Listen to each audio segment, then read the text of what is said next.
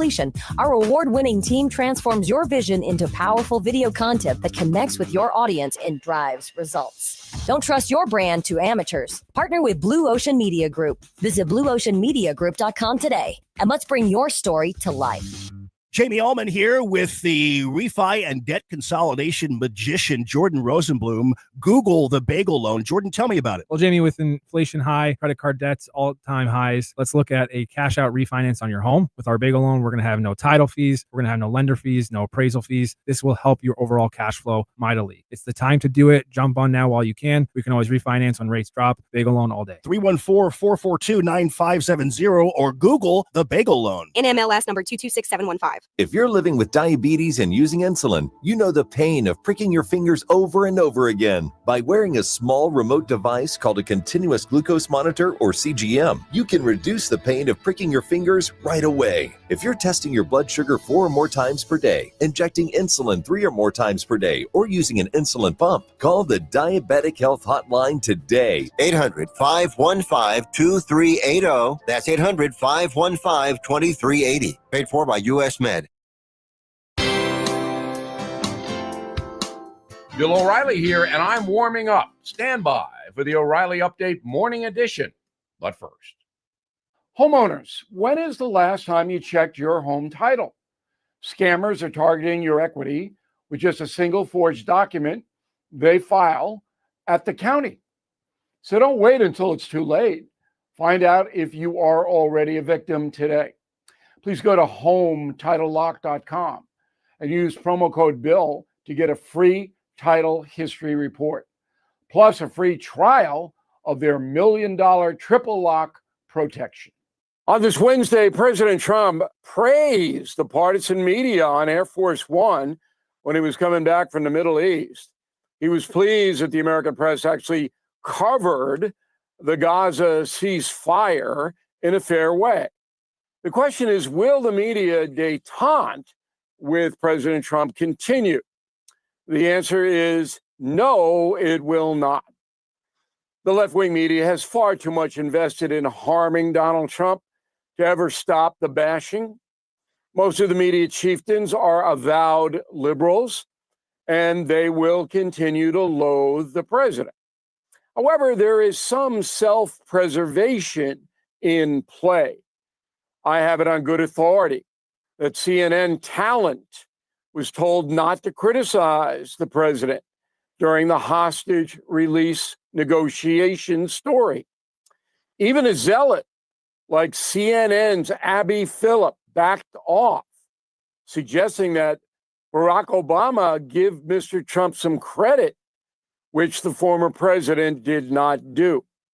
Remember, the Trump hatred only goes so far. Paychecks trump politics, so to speak. Soon the attacks on the president will ramp up again. We all know it. ICE is the Gestapo. Comey is a victim, on and on. But at least Donald Trump got a little relief. Back in a moment. What happens when flu season hits and your medicine cabinet is empty? Don't get caught off guard. All Family Pharmacy makes it simple to prepare. If you want to be proactive with your health, this is the pharmacy for you. Stock up now on Tamiflu, antibiotics, antivirals, ivermectin, immune support, and much more.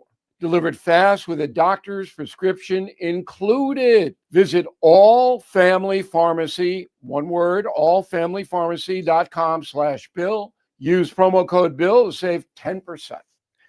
That is the Morning O'Reilly Update. More analysis later on. From the Michaels Flooring Outlet Weather Center. I'm meteorologist Chance Gotch with your first alert forecast. This morning, temperatures back towards the lower 60s will rise into the mid-80s by the afternoon, partly cloudy. Then into Thursday and Friday, temperatures into the mid-80s, looking dry by Saturday, welcoming some chances of some showers and storms. A few of those could be isolated, strong to severe as we head off into Saturday. That'll clear by Sunday. On the back end of that, going to be tracking cooling temperatures. From the First Alert 4 Weather Center, I'm meteorologist Chance Gotch. Let's get the conversation started, St. Louis. This is Mike Ferguson in the morning on News Talk STL. AI can do some pretty amazing things, a lot of great things. We've heard about, the advances in medical treatments and diagnostics and things like that. But it can also do some really scary stuff as well. Now, among the good things, of course, is create some pretty kick-ass music. I mean, we had Nick Schroer on the program yesterday. One, we were talking about what's coming up in the new legislative session, and some of that is going to involve how does Missouri law protect you from somebody using AI to abuse you? And we're going to get into that in just a couple of minutes. But it's also was used to come up with his weekend show's new theme song for Stand and Fight. And got just a little bit of a preview for that here in just a minute. Mike Ferguson, happy Wednesday. Don't forget, speaking of great music, we got Flashback Friday coming up. So be sure to send Jerome your request for this week's Flashback Friday. But here's our conversation with State Senator Nick Schroer, also host of Stand and Fight here on News Talk STL, about what's coming up in the next legislative session, including how to deal with artificial intelligence. Nick, did you decide what you were going to do with that song you sent me last night? I mean, I'm telling you, that's got to be your new theme song.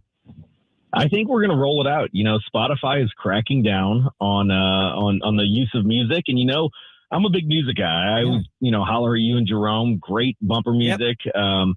And it kind of sets the tone for every segment, especially when you're standing and fighting every Sunday from 6 to 8 p.m. You got to have good music, entrance music, and Spotify saying, hey, if you don't have the license for it, you can't do it. So we kind of tapped into what you guys have done.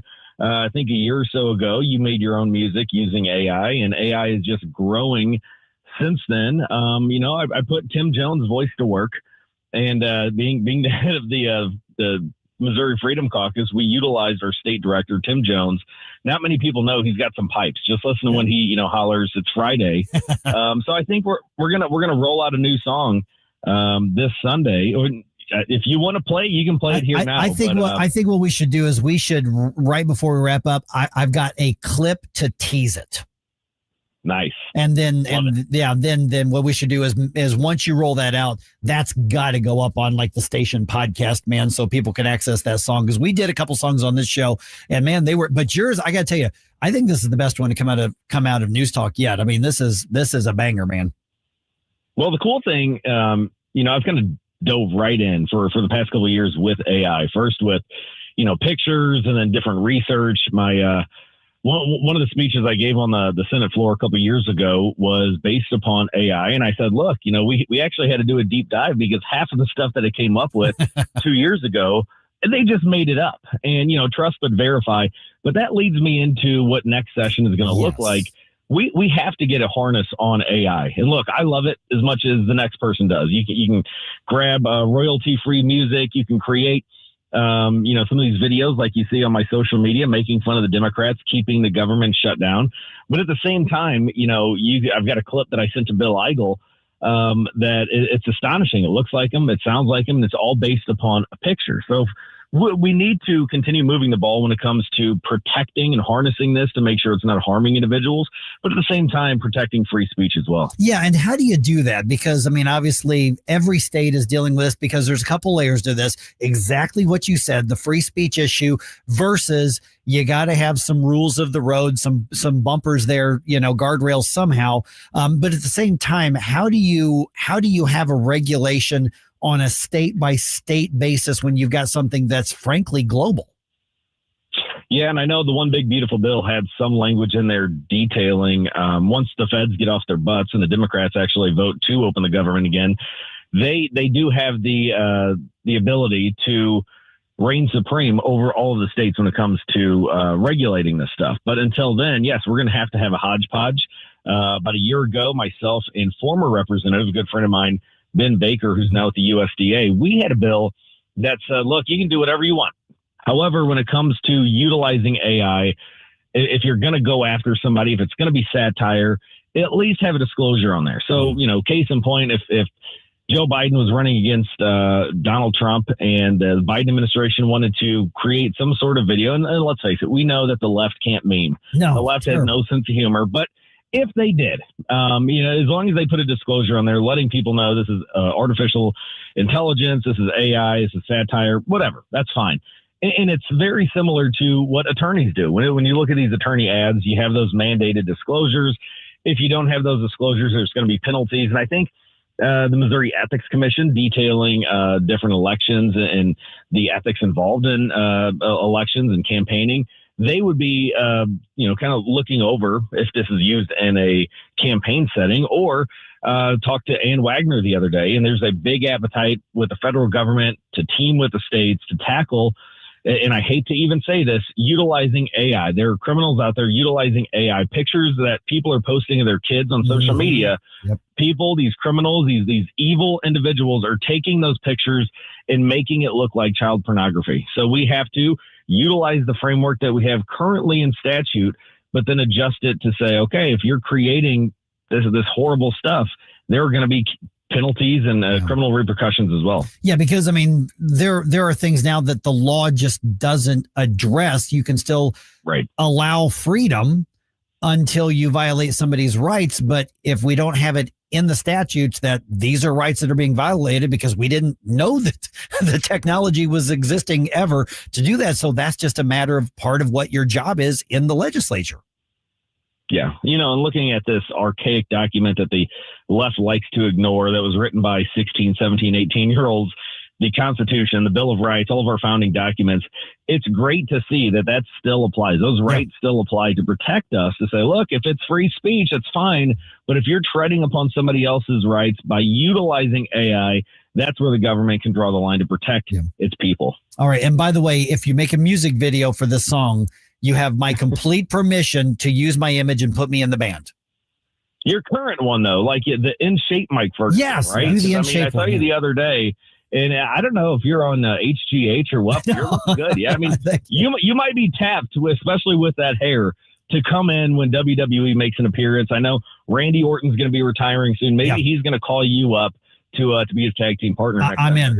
I'm saying I'm in. And thank you for saying it. Okay, so before we sample, is the title of the song just Stand and Fight? That's it. That's Stand and Fight. It's simple. It's good advice, especially nowadays on the birthday of Charlie Kirk. Now more than ever do we need to stand and fight to preserve this republic and protect our freedom. Okay, we're going to give a little bit of a sample of that here in just a couple of minutes before we wrap up, but you can hear that debuted this weekend. I'm telling you, the song rocks in every single way. Okay, let's talk also about Freedom Caucus priorities for the next legislative session. I know people are saying, oh, that's so far away. No, it's not. It's like 5 weeks away, 6 weeks away. So there's a lot of work that's being done right now. So many things got close to the finish line that we might have a chance to get things moved across the finish line. But Nick, you've been around the Capitol long enough. In an election year, people can get really dumb and really weird. Yeah, especially in light of how the session ended and how the special sessions ended. The Democrats are utilizing, not just in D.C., they're utilizing the nuclear option everywhere, filibustering everything they disagree with. It's kind of like The Office. And Michael Scott says hate speech is everything he hates. That's what the Democrats are doing. They're just filibustering everything that they don't like. And it's resulted in leadership, Cindy O'Loughlin, Tony Luetkemeyer, working with the Freedom Caucus to say, all right, enough's enough. We're going to utilize the rules. We're not breaking the rules. We're not changing the rules. We're utilizing the rules and moving the previous question. So, the Freedom Caucus is implementing a new fighting strategy, not just standing and fighting, but we're implementing a new strategy of breaking down a lot of these subcommittees that we saw as soon as I took the reins as the chairman. We came together this past weekend, spent over 2 hours on a big Zoom meeting, going over all of these priorities. And I'm just going to give you a little hint because we're still finalizing the press release, but there's going to be a couple categories that we, the Freedom Caucus, are taking a stand to make Missouri safe again. Justin Sparks and I, that's our mantra of our reelection campaigns, making Missouri safe again, making Missouri healthy again, detailing things from vaccine mandates to chemicals in our food. And even, I'm going to throw this out there, a lot of people are skeptical on it, but the research is out there. Cloud seeding and chemtrails. We're going to have some discussions on that. Making Missouri secure again with our elections, the ballot tabulators, getting ESG and DEI out of our state. Making Missouri free again with school choice, First Amendment protections, regulatory reform, and last but not least, this is a big one, making Missouri affordable again. The Missouri Freedom Caucus is prioritizing tax cuts, tax reform, and cutting the budget back to pre-pandemic levels of spending. Yeah, that's to get that spending. You can't get any of the other stuff without that spending. So yes, Godspeed as you're working on, because we're at a critical mass. We just can't afford to keep living like this, even in a low cost area like the Midwest. So, it sounds like this might be the time where there is an appetite for it. So hopefully the election year is leverage to get tax reform and tax cuts, maybe even tax eliminations done. I can only dream, right? Amen. There's so many areas to focus on with income tax, which I think is akin to slavery or indentured servitude. And then you've got personal property tax, real estate tax. It's theft outright. Mm-hmm. So there's so many areas that we can focus on giving people a little bit of their money back. And, when the Democrats say, how are we going to make up this revenue? We don't need to. Cut spending. Stop spending in areas where the private sector can take it up. Yep, exactly. All right, we've teased it enough. Let me do a sample of this new song, Stand and Fight, which you can hear this weekend. But here's just a clip of it, just to get the feel for the new song from Stand and Fight on this weekend's show. Stand and fight for the land of the free. Stand and fight. No apologies from me. Red, white, and blue will crush the elite. Stand and fight. Together we can be free. There you go, man. I've been telling you, we're going to have a NewsTalkSTL album out before too long. I love that song. Dude, I love that idea. I'm telling you, you said that to me. I played it twice just at home last night because that is, you guys know that's what I love. And it's amazing how well that turned out. Well, the cool thing is, you utilize some of the AI stuff to generate a song. You put in there the themes that you want, some of the characteristics of the song you're looking for. It generates your lyrics, and you're like, well, I don't really like this, but I at least can see the rhyming framework and everything. So you utilize that as a framework, put your own spin on it, and that's exactly what we did at Stand and Fight. And we ran through like 15 different samples with the music, with the different singers. And that is just kind of like, look, I'm born in 1985. That's when music was great back then. Yep. And I know there are a couple guys coming back, but yeah, just tapping into when music was great, when we didn't care if you were black, white, red, yellow, green, and different. That's where we need to get back to is, look, we're all Americans. We've got these rights that we need to stand and protect. And we've got a future for all of our kids and our grandkids out there to keep in mind. And that's exactly why I'm still in the legislature and on not only one show, but two with St. Charles Patriot Radio and Stand and Fight. And all of this includes the right to headbang.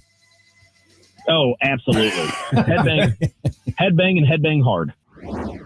All right, I don't know if Nick's going to play the entire song this coming weekend on Stand and Fight, but either way, it's worth checking out. All right, the number here is 314-912-1019 if you want to get involved in any discussion. In the news dump, for instance, coming up here in just a little bit, some Illinois Democrats in between fighting against federal law enforcement and in favor of illegal aliens.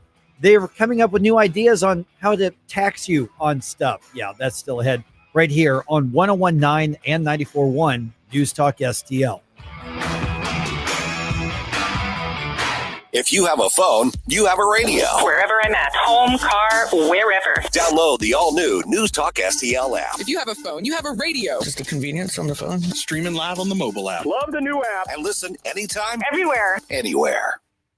Fall rebates are here at Johnson Heating and Cooling. Save up to $600 off your new heating and cooling system. Plus, get a free humidifier when you purchase a complete system. And here's the best part. We're offering up to 0% financing for 60 months. That means you can stay comfortable all winter without breaking the bank. Don't forget our $99 furnace checkup. These incredible offers expire November 30th. Call 636-332-4141 or visit johnson-heatingandcooling.com.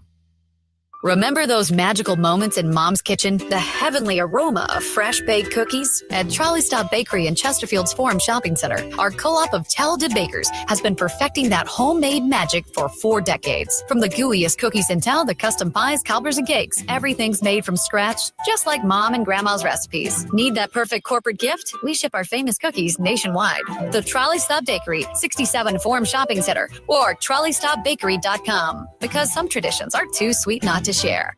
Hey, Columbo here for Intervine, a great local company that has customers all across the country due to the quality of their products. Intervine has the best flashlights, lanterns, headlamps, and even batteries, including the new Monster 2000 Lumen waterproof lantern and the Sentinel 2000 self-defense flashlight. Our home and vehicles are full of great Intervine products, and right now you can shop their website and get 25% off your entire purchase just by using my name, Tony, as your promo code. That's promo code Tony at Intervine.com. Yes, it's been really hot and humid, but fall and winter right around the corner. Tim Jones here to tell you, time to get a hold of Chad Hansen and the gang at Hansen's Tree Service for your home or your business. Grinding, land clearing, green waste recycling, tree consulting, removal, or pruning. The organic mulch from Hansen's a wonderful addition to beautify and spruce up all your landscape beds. They offer substantial volume discounts for bulk orders and emergency tree removal. Just go to hansenstree.com. That's hansenstree.com.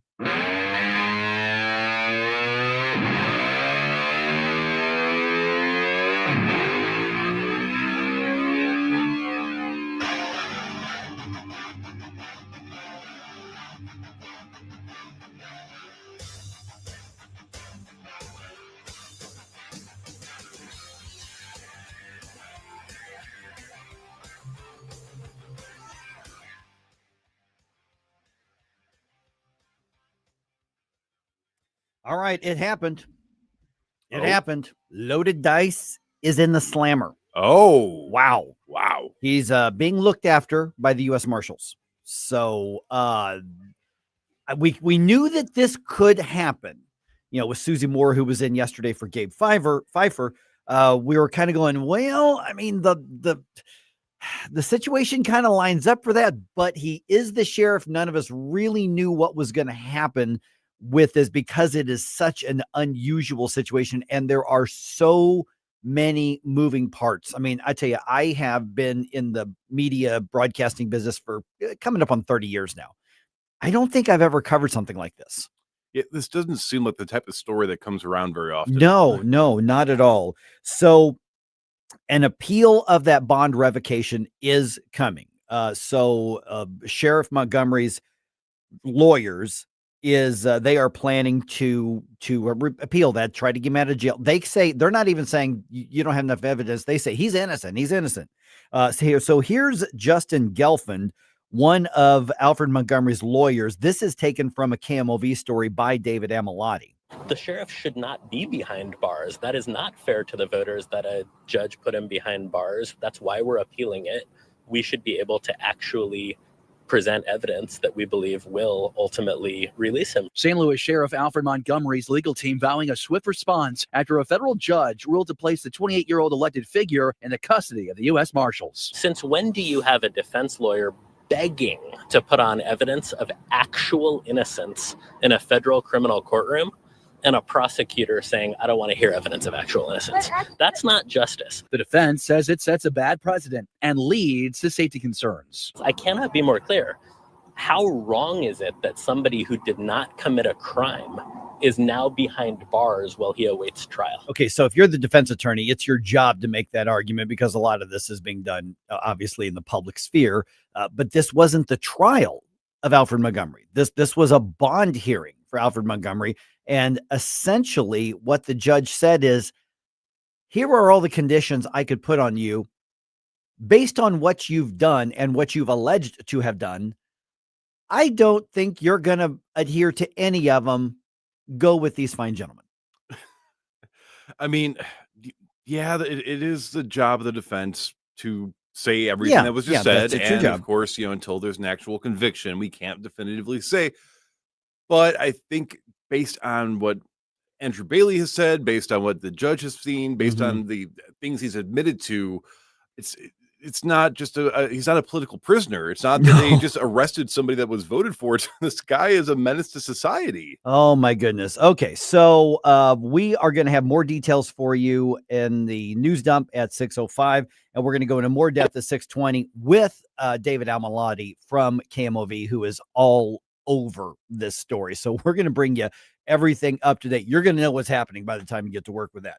Okay. Let's see here. I got a couple minutes here. Okay. So did you hear about this thing with Alyssa Farah from The View? Oh, Okay, so here's what happened. In December of 2024, they're having one of their squawk sessions, and she ends up kind of putting herself out there as far as making a promise. I guess she assumed nobody would remember. Here's part of the frenzy that resulted in her saying this. My point when I say I'm not going to be apocalyptic, it's not changing a tune. It's not making every single thing a 5-alarm fire. Yeah. If he does good, if he gets the Israeli hostages out, I promise I will wear a MAGA hat for one day on the show and say, thank you for doing it. Yeah. She'll knock it right off my head. But like, you have to be able to cheer for wins when they happen and then call out relentlessly the wrongdoing. Well, okay, so I promise I will wear a MAGA hat for one day. Well, guess what? She's not wearing the MAGA hat on this show, of course. And she's getting called out. To be fair, to give her credit, she did give Trump the credit on the air, on The View. And she said this earlier this week. I think everyone should be able to celebrate it. And listen, whether you like Trump or not, I think Steve Witkoff and I think Jared Kushner do deserve credit for this deal. They actually personally met with Hamas. I used to be of the mind we don't negotiate with terrorists, but sometimes the only way to get peace is to sit down with some of the most evil people and try to come up with what we can do to end the bloodshed. So thank God, I pray that this peace holds. Okay, so I disagree with the part like we should negotiate with terrorists. I do think I think there's one thing you do with terrorists, and that's kill them, because otherwise you legitimize them. But however, that doesn't take away from the fact that the war is at least paused, possibly for a very long time. But she is getting called out saying, hey, here are the receipts. You said you'd wear a MAGA cap on The View for a full show. Where is it? I want to see it. She ain't doing it. No, she's not doing it. So, but I tried to be as fair as I can. She did turn around and give credit, which had to be gut wrenching for everybody on The View, herself included, for actually saying it. But you know what? Give credit where credit is due. She did say that.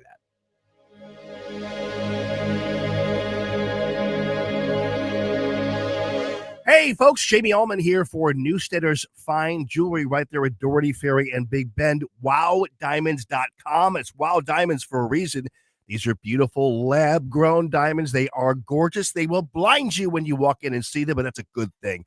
Great engagement sets, wedding sets, all these beautiful God-created gems, sapphires, rubies, you name it, garnets, and also all the gold you need, and the famous bull of a watch. WowDiamonds.com. JC's Wayback Machine. You know that emergency broadcast system thing? This is only a test, and then the goofy sounding tone. You know that system did not go off on 9/11? What happened? Also, my day with Regis and Kelly, and 3 separate incidents involving St. Louis area police trying to arrest me. Plus great tunes from the 90s, 80s, and 70s. All brought to you by the Weber Automotive Group. It's JC's Wayback Machine. Every Saturday night, 6 to 9. News Talk STL.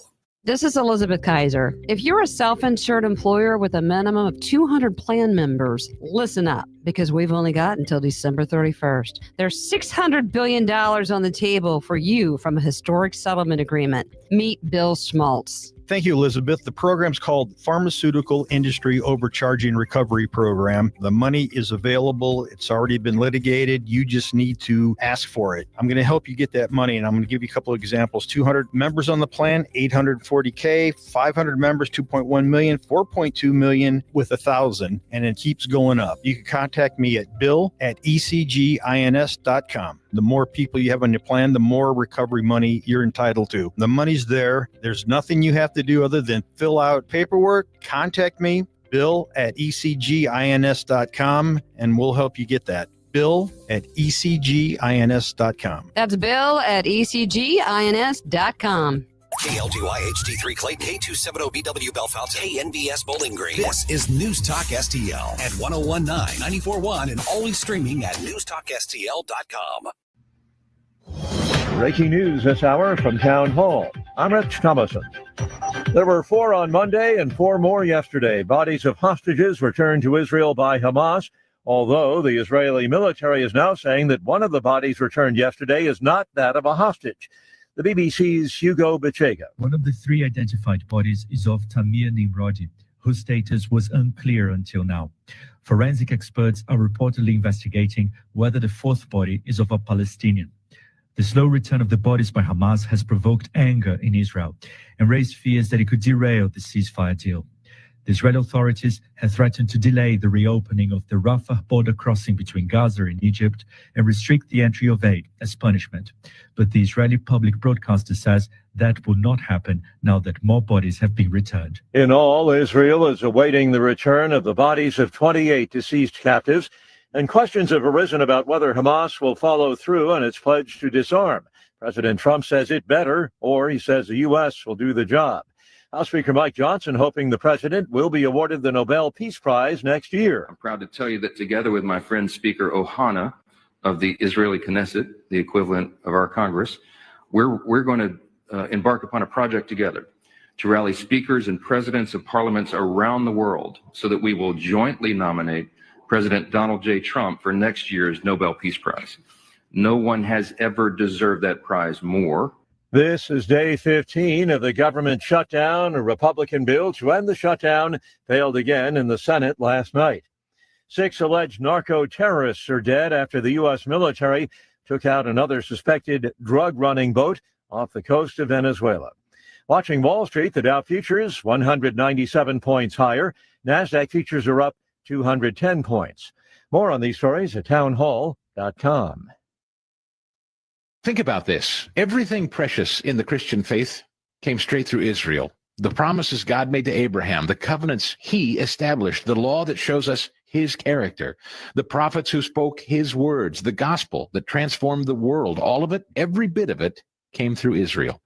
In standing with Israel, we celebrate our shared roots and the enduring legacy of God's work through his chosen people. As Christians, we owe an immense debt of gratitude to the Jewish people for their role in preserving and passing down these sacred truths.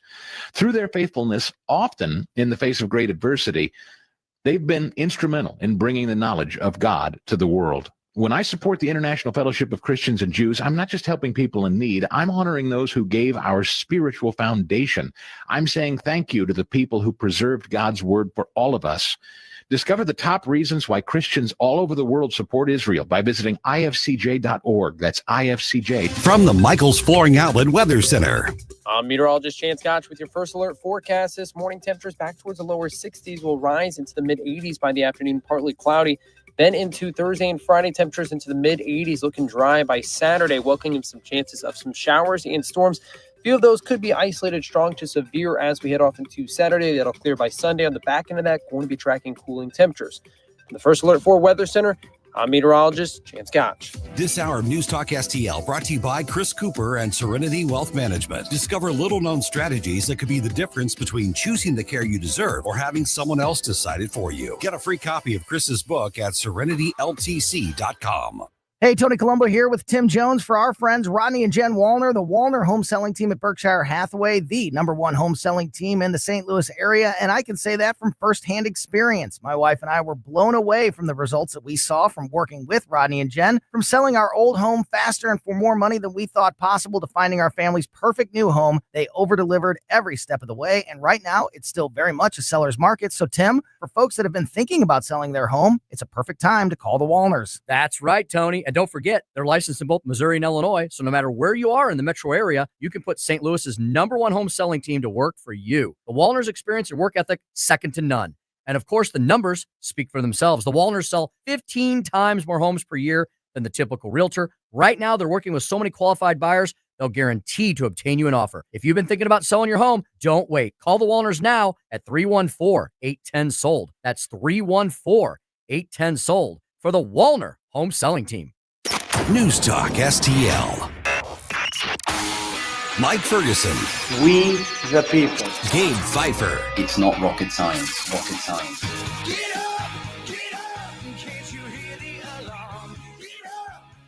Mike Ferguson in the morning on News Talk STL. All right, the sheriff is in jail. Like actual jail? Actual jail. Jail. It actually happened. That actually happened. This story is the gift that keeps on giving. Oh my gosh. I don't think I've ever covered something like this. I've covered a lot of really weird things and a lot of intense things in almost 30 years, but I don't know that I've ever covered one like this. Also, Killing will resume in abortion clinics in Missouri any day now. We had another court ruling, and this one did not go our way. And Charlie Kirk is honored at the White House. It is 6:05. We got a lot of stuff to talk about today. Let's go ahead and get started with the news dump here. The morning news dump. Are you joking? Is this a joke? Listen, folks, the morning news dump. Okay, the sheriff is behind bars. Like I said, a federal judge revokes the bond of St. Louis City Sheriff Alfred Montgomery and sends him to jail to await trial.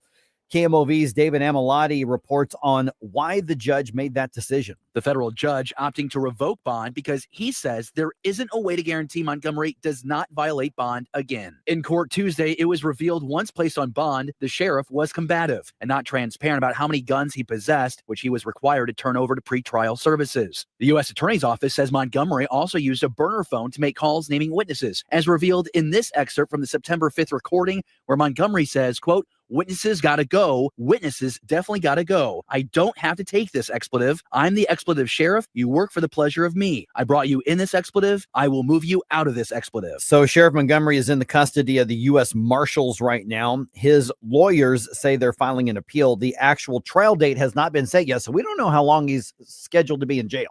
Those quotes sound exactly like the phony, weird, mob boss wannabe kind of guy that we were suspecting that he is. That's exactly it. And a judge was right to do this. We were talking about this being a possibility because of that violation. Here we are. And he was likely escorted to jail by his quote unquote employees. Well, at least out of the courtroom, because they turned him over to the federal marshals on this, which actually, when you've got somebody who is in law enforcement or a judge, that the federal marshals, that's kind of their territory to say this person is at risk of not. You don't want this person is at extra risk if they're in jail. So the federal marshals are going to do this. Both Mayor Kara Spencer and board president Megan Green, who agree on very little, they are both among the other elected officials calling for the sheriff to resign. His defense team is indicating that is not going to happen. They want to fight this thing to the bitter end. Of course they do. And we're going to talk to David Amilati right around 6:20 for just a couple of minutes to get the rest of the update on this and figure, because Game Movies all over this story. Okay, abortions can resume in Missouri. That is a result of an appeals court ruling on Tuesday. The Western District Court rejected the Attorney General's office's effort to reinstate some regulations on abortion, regulations that were in effect before the pro-abortion amendment was added to the state constitution last November. So remember, there is a bench trial scheduled on this appeal in January. The judge just basically said, I'm not going to reinstate those before the trial, defaulting essentially to what the new state constitutional amendment says. Now, voters will have another chance to address abortion with the new Amendment 3, which will be decided in 2026. Okay, real quick, 20 years after the ambush of a Missouri State Highway Patrol sergeant, the man convicted of the murder is put to death. Lance Shockley was executed just after 6 p.m. Tuesday in Bonne Terre. He was convicted of killing Sergeant Carl Graham Jr. in 2005, and that's the last time we mention his name or that. So rest in peace, Sergeant Graham. So that's basically where we're going to be at here. All right. Let's see here. Excuse me. So let me go. The man who set the fire to the Pennsylvania governor's mansion. So that that suspect has pled guilty to all charges. Oh, okay. Yeah. 36-year-old Cody Balmer pleaded guilty in a Pennsylvania court Tuesday to charges that included attempted murder, aggravated arson, burglary, terrorism, and a number of other offenses as well. Governor Shapiro, who him and his family were targeted by this, he spoke with the media Tuesday about the rise in political violence across the country, saying justice was served with this plea. I think we need real accountability for acts of political violence. And today is real accountability for the violence that came here to Pennsylvania. So the governor is a Democrat. He and his family also happen to be Jewish, and that fire was set on the Jewish holiday of Passover in the middle of the night. The guy tried to kill the governor. That was his intent. Yeah. And so that is put to rest now, but that's, I'm glad to see there was at least some justice. That guy is not getting out of jail for decades. I mean, bottom line. Yeah, he's not getting out of there for a long time. Okay. President Trump honoring the life and legacy of Charlie Kirk on Tuesday by posthumously, obviously, awarding him the Presidential Medal of Freedom. This was after receiving the award on Charlie Kirk's behalf. His wife, Erica Kirk, thanked the president for what had happened. We're gathered not only to celebrate Charlie's birthday, but to honor a truth that he gave his entire life to defend, and that's freedom. And Charlie Kirk would have been 32 years old yesterday. Oh, yeah. So oh, wow. That's Yeah. why That's right. That's why it was done, I think, on his birthday. Makes sense. All right. They won't stop spending money. They won't stop spending more money than they actually have, as it turns out. So some Illinois lawmakers are looking for new ways to tax you. Of course they are. The assembly went back to work in Springfield on Tuesday. Technically, it's a veto session, but they're also working on other legislation as well. And some Democrats want to bring back the idea to add a statewide tax on ride shares like Uber and Lyft, and on all deliveries, including food deliveries like DoorDash and Grubhub. Of course. Did I mention that was a statewide tax they're proposing? The full game. The whole thing. Okay. So right. statewide tax, and the money would then be used to fund the Chicago Transit Authority and other public transit systems in the north part of the state. Chicago's Regional Transit Authority has a budget shortfall of about $200 million, according to CBS Chicago. They are just looking for new ways. They're gonna start implementing taxes in places that you didn't think they could implement taxes. I swear, because they're running out of money. They're running out of people to tax for things. So heaven forbid they actually look at reducing their budget. So they're just going to keep looking for more tax money. Well, and it's honestly it's the pensions as much as anything. Oh gosh, that's driving the state into a hole. Yeah, I would say let's make a bunch of jokes. What can they tax? But I don't want to say it out loud over the air. Give them ideas. Give them ideas because they'll probably do it. All right. Okay. President Trump floating the idea that he might invoke the Insurrection Act, speaking of Chicago, to bypass other legal hurdles in response to the military deployments in Chicago and Portland. U.S. Attorney General Pam Bondi was on Fox's Hannity being asked if that's still possible. He absolutely has the right to do that, the legal authority to do that. We didn't have to do it in Los Angeles. They came in, they cleaned up the riots. You saw, look how much better LA is. And of course, there have been multiple basically delays and injunctions by judges stopping the National Guard deployment, although they are still on the ground in those areas. They're just not able to be deployed at the moment. I would do it anyway. I would directly challenge these lower state courts' ability to limit the movement of federal government troops to protect other federal employees while they're doing federal law enforcement. I would make that challenge. I would absolutely do it. But I'm kind of in a spot right now. I'm feeling some kind of way these days. You're kind of like over it. I'm so over it. Okay, it's that time of the news dump. What's that? It's the time. Oh, the dueling. Yeah. Okay. Okay. Let's start with Don Beyer, a Democrat congressman out of Virginia here. Oh, why is my okay, there we got it. All right, here's part of what he had to say when he was speaking boldly to people I'm sure who already agree with him. I'm angry because of the stupidity and the lack of vision, the cruelty and the sheer meanness of this administration. Okay, let's see here. How about let's see here. I guess. Republican side, Congressman Steve Scalise. Let's do that on the Republican side. Here's what he had to say. It is time for this shutdown to end. Chuck, don't wait for some mad march on the mall. Don't wait for some pats on the back for radical leftists who just want to hate America every single day because Donald Trump is in the White House. Okay, so in other words, they said the exact same thing they've been saying for 3 weeks. There is virtually no difference between the sound bites used for any particular day during this entire shutdown. No. It's just like, but I'm covering it. You are covering. You're doing your due diligence. It kind of at this point, it kind of feels like a tax on news. You know what I mean? On reporting news. If you were in the news business, you have to pay the shutdown tax by playing some soundbite on it. By the way, just want to put this out there for everybody. It's been over 2 weeks. Several big parts of the federal government have been shut down. Has your life been affected in any way, shape, or form? Nah. Okay. Keep that in mind. The longer and longer this goes. And then when payday comes, Look at all the money you lose to federal taxes. I'm just saying, come to your own conclusions here on this. All right, the Blues are back on home ice tonight. They host the Blackhawks with the puck drop at 8:30. Yeah, this is the late game. This is TNT's national late game tonight. The Blues are 2-1-0 on the season. All right, David Amalotti from KMOV is covering the situation with Sheriff Montgomery and him being locked up right now. The sheriff, not David. We'll talk to David and get the update on that in about 3 minutes. Making cold mind to fight your war.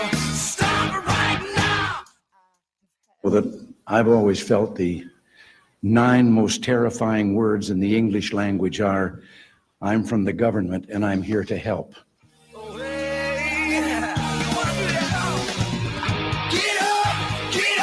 Can't you hear the alarm? Hey, it's Susan Moore. If new flooring makes you think hassle, think again, because Michael's Flooring is changing the game. For over 30 years, Michael's has been locally owned and trusted for quality, variety, and amazing service. Whether it's carpet, hardwood, laminate, luxury vinyl, or ceramic tile, their expert team makes installing new floors exciting, not stressful. That's why customers keep coming back. Visit Michael's Flooring at St. Peter's, Starting Prairie, Creve Coeur, or online at igotfloored.com. That's igotfloored.com. For 3 generations, one family has ruled the road in quality asphalt paving. Ruby's King of the Road Hot Mix Asphalt Paving. Family owned and operated. We're your leading authority for driveways, lanes, and parking areas. No project is too small or too large. We cater to both residential and commercial needs with unbeatable quality at just $38 per square yard plus labor. Call 636-295-9949. 636-295-9949. Ruby's King of the Road Hot Mix Asphalt Paving. You save when we pave. If you're worried about losing your health insurance through Medicaid, we have great news for you. New government regulations have expanded the Affordable Care Act. And now you may qualify to get health insurance for you and your family through the Affordable Care Act. Call now to learn if you qualify. We know the healthcare regulations regarding Medicaid, and we've helped thousands of people find quality, affordable health insurance. Plus, all our research is free to you. So call us. With just one call, we'll shop from hundreds of different insurance companies to find you the right affordable health insurance plan. So if you're worried about losing your Medicaid insurance, call right now. Speak with a licensed agent and find how you may qualify for a new health insurance plan. 800-479-0931. 800-479-0931. 800-479-0931. That's 800-479-0931. Paid for by the Health Insurance Hotline. This hour of Mike Ferguson in the Morning is brought to you by Stifel. Request a portfolio review from your Stifel financial advisor at stifel.com. That's STIFEL.com.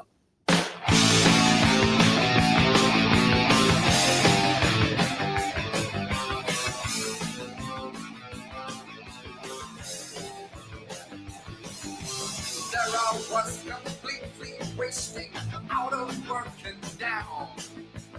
All inside, it's so frustrating as a trip from town to town. Let's get back to all this madcap mayhem with Mike Ferguson in the morning. But don't forget, stick around for Jones and Arps every Monday through Friday, 4 to 6 p.m.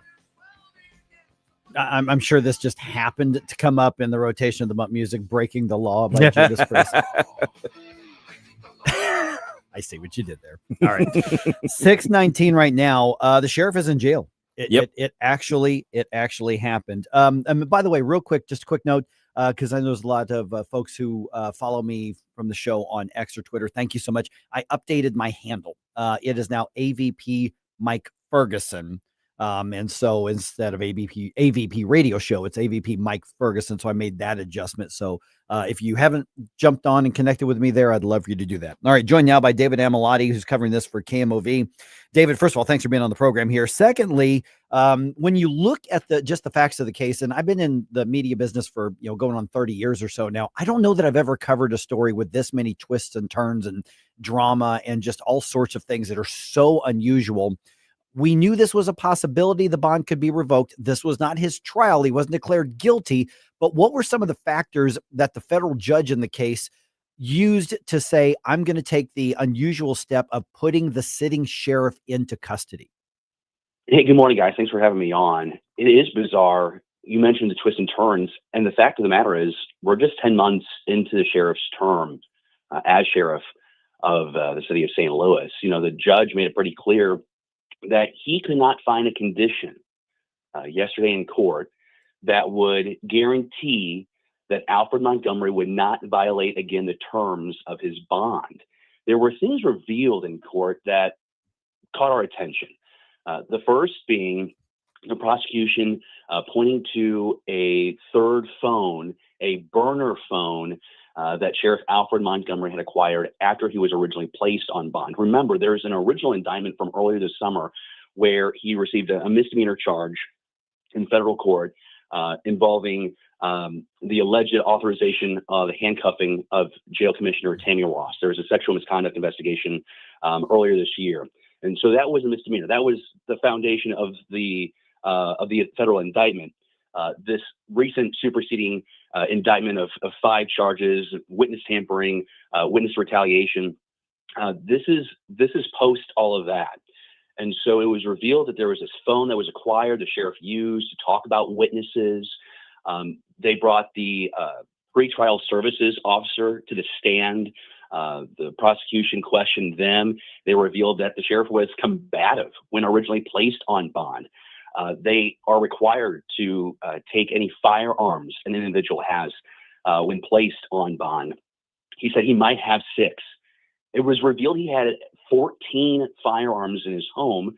It was said that they were legally possessed, but there was that discrepancy on how many they would have. 2 assault rifles were included in that list of 14 firearms in court. And it was these multiple attempts of not following the direction of the federal judge while on bond that ultimately resulted in the U.S. Attorney's Office getting its wish that bond be revoked. And now you have Alfred Montgomery held in jail indefinitely until we have a hearing date on the calendar. Yeah, because there's no trial date scheduled as of this point. So it's possible that the sheriff could be in jail for quite a while. Thank you. And that's important to make clear. There's no trial date set. So the defense team, which you have Justin Gelfand, you have a former judge, a retired judge, now attorney David Mason, making part of the sheriff's legal team. They vowed to file an appeal as soon as possible with the district judge. They were very confident that could be heard in the very near future. As of this moment, when I'm talking to you at 6:22 in the morning, we don't have that confirmed yet, whether or not a district judge has seen that appeal, if that appeal has been submitted yet. But those are things that we would anticipate happening in the next, day, 48 hours. Okay, just to drill down one clarification, we're talking about, in this case, the appeal of the revocation, not necessarily the whole charges, just of the decision to put him Correct. in. Okay, got it. Correct. Okay, we're visiting with David Amilati from KMOV. Okay, so let's talk about what's next. Now, we have an interim sheriff who was appointed. Who appointed him? And I know that the former sheriff, Vernon Betts, has expressed on KMOV, and another one of your stories has expressed doubts about him as well. So do we even know who's actually in charge? Well, what we do know is from my conversation with David Mason yesterday, moments outside the courthouse, moments after Alfred Montgomery's let out of the courtroom by U.S. Marshals. And he is saying that it is Yosef Yasharallah who is leading this sheriff's office in the interim. He's the number 2. He's the colonel. He wears the white shirt. He has been seen at several hearings. If you follow my reporting over the last couple of months, he has spoken before a board of aldermen on various issues, mainly budgetary issues, and this ongoing issue of whether or not the sheriff's office is responsible for the transport of inmates for medical care. So he has been somewhat visible, not as visible as the sheriff, but I'm told he's the number 2. Okay. And David Mason points to Yosef having roughly 30 years of experience. I mean, David Mason in my reporting on camera even says that Yosef served as Mason's bailiff. I think he said 7 or 8 years. So there's a prior relationship there. I do want to point out in court yesterday in federal court, the prosecution, when having pretrial services on the stand, it was revealed that allegedly Joseph and Montgomery are close friends. Mason disputes that. But in court, it was revealed there's a relationship there. In fact, it was revealed that the individual that Alfred Montgomery turned his firearms over to was Yosef Yasharallah. And then I think it's also important to point out that Yosef is also on this 3-person committee, along with David Mason, that's at the center of some of these more recent federal felony charges. They sit on this employee advisory committee that makes employment decisions. David Mason says that's a very legitimate structure as far as keeping the sheriff separate from some of those employee decisions. But there are optics that you have the sheriff's friend and then you have the sheriff's attorney on that committee. Anyways, that is also being discussed in court. But that's right now, that's what I know of Yosef Yasharallah. And then, of course, as you referenced, our reporting last night at 10 o'clock where Vernon was vocal about his relationship. Okay, so has the defense or the sheriff himself responded to the calls from the mayor, the president of the board of aldermen, and some other elected officials calling on him to resign? We know he hasn't resigned. Frankly, personally, I'll be surprised if he does. But have they responded to those public calls? I have not seen a moment where the sheriff has directly responded to these calls for resignation in the last 24 hours. I can tell you in the past, he said he wouldn't resign. I can tell you that David Mason has said that his client will not resign. And even if you look at the way the statement was released yesterday about Yosef Yasharallah becoming the interim sheriff, the language there in the post from Alfred Montgomery's account is that the sheriff's office remains fully operational.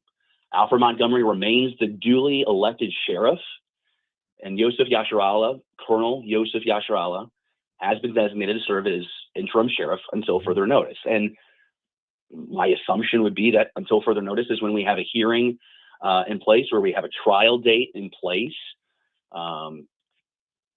So it sounds like it's Yosef's gig until the courts put a date on the calendar. And this is all a separate case from the quo warranto from the Attorney General's office as well. So there are multiple fronts on this. There are, and it's interesting to see how the two are connected. They are separate cases. You have one at the state, one at the federal level.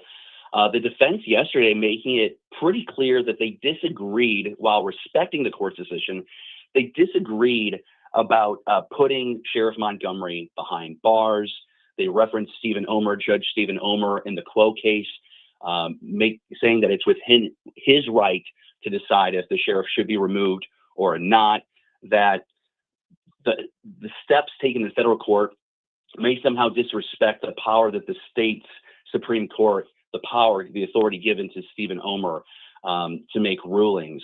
But we heard from Attorney General Catherine Hanaway shortly after the news was released, and she basically said it's impossible to do the job from behind bars, and then also echoing the calls for resignation, like we heard from Mayor Kara Spencer, like we heard from Board of Aldermen President Megan Green. I think that the actual language of the mayor was calling the whole thing absurd. Yeah. So those voices, in unison, saying that something needs to change. All right, David Amalotti from KMOV. I mean, obviously, you're all over it. We'll see if anything develops today. If anything, I would think it would be something about that appeal, but we'll be tracking it. Thank you so much for the update. Thanks for having me on, guys. All right, then you can check out his coverage and the entire team's coverage at KMOV.com, video, and also plenty of copy there as well that you can read. And the mayor's right. This is such an absurd situation on this. So basically the defense, their goal right now, not just get him out of jail, but try to keep his job. We'll see whether that's going to be possible or whether it's not going to be possible. Remember the fall and honor those who serve. Teach our children the value of freedom. On December 13th, we're going out a little bit here, but keep this in mind. Mark your dates, mark your calendars. At December 13th at 11 a.m., Civil Air Patrol St. Louis Composite Squadron will be helping Bellerive Gardens Cemetery to honor our veterans by laying remembrance wreaths on the grave. So keep that in mind. Breaking the law, so much for the golden future. I can't even stop. Mike. What day is it, Mike? From the Michael's Flooring Outlet Weather Center. I'm meteorologist Chance Gotch with your first alert forecast. This morning, temperatures back towards the lower 60s will rise into the mid-80s by the afternoon, partly cloudy. Then into Thursday and Friday, temperatures into the mid-80s, looking dry by Saturday, welcoming some chances of some showers and storms. A few of those could be isolated, strong to severe as we head off into Saturday. That'll clear by Sunday. On the back end of that, going to be tracking cooling temperatures. From the First Alert 4 Weather Center, I'm meteorologist Chance Gotch. Chris Arps here, and after Becky and I leave church on Sunday, we head down the street to Capriotti's to grab a classic meatball sub. And of course, for dessert, I get a giant chocolate chip cookie. I love Capriotti's, and you will too. On Manchester at McKnight in Rock Hill. Looking for a hardware store that treats you like family? Welcome to True Value Schneider's Hardware, your local gem in Old Town St. Peters. For over 100 years, we're proudly serve you St. Charles County, providing everything from lawn and garden supplies to plumbing and electrical. Need a bolt or fastener? We've got you covered. And don't forget, we're a steel dealership. Whether you need sales, parts, or service, ask for Charlie or Jerry when you come in. We're here to help. Call 636-278-4461 or visit us online at truevalue.com/Schneiders.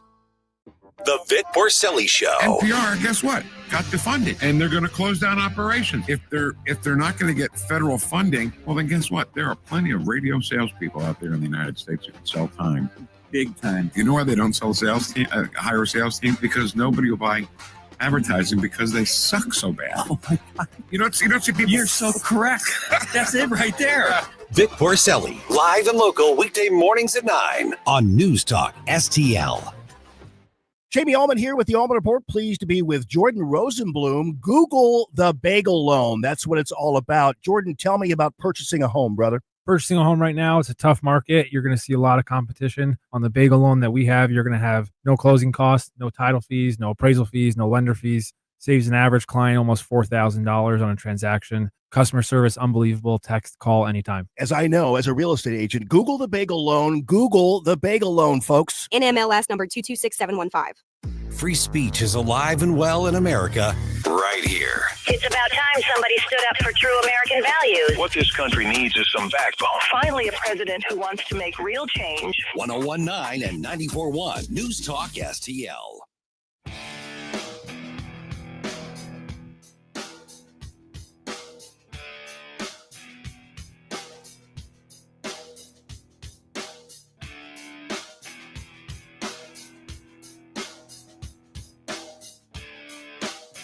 Bill O'Reilly here. Check out the O'Reilly Update this afternoon at 3:45. Right now, it's back to Mike Ferguson in the morning on News Talk STL.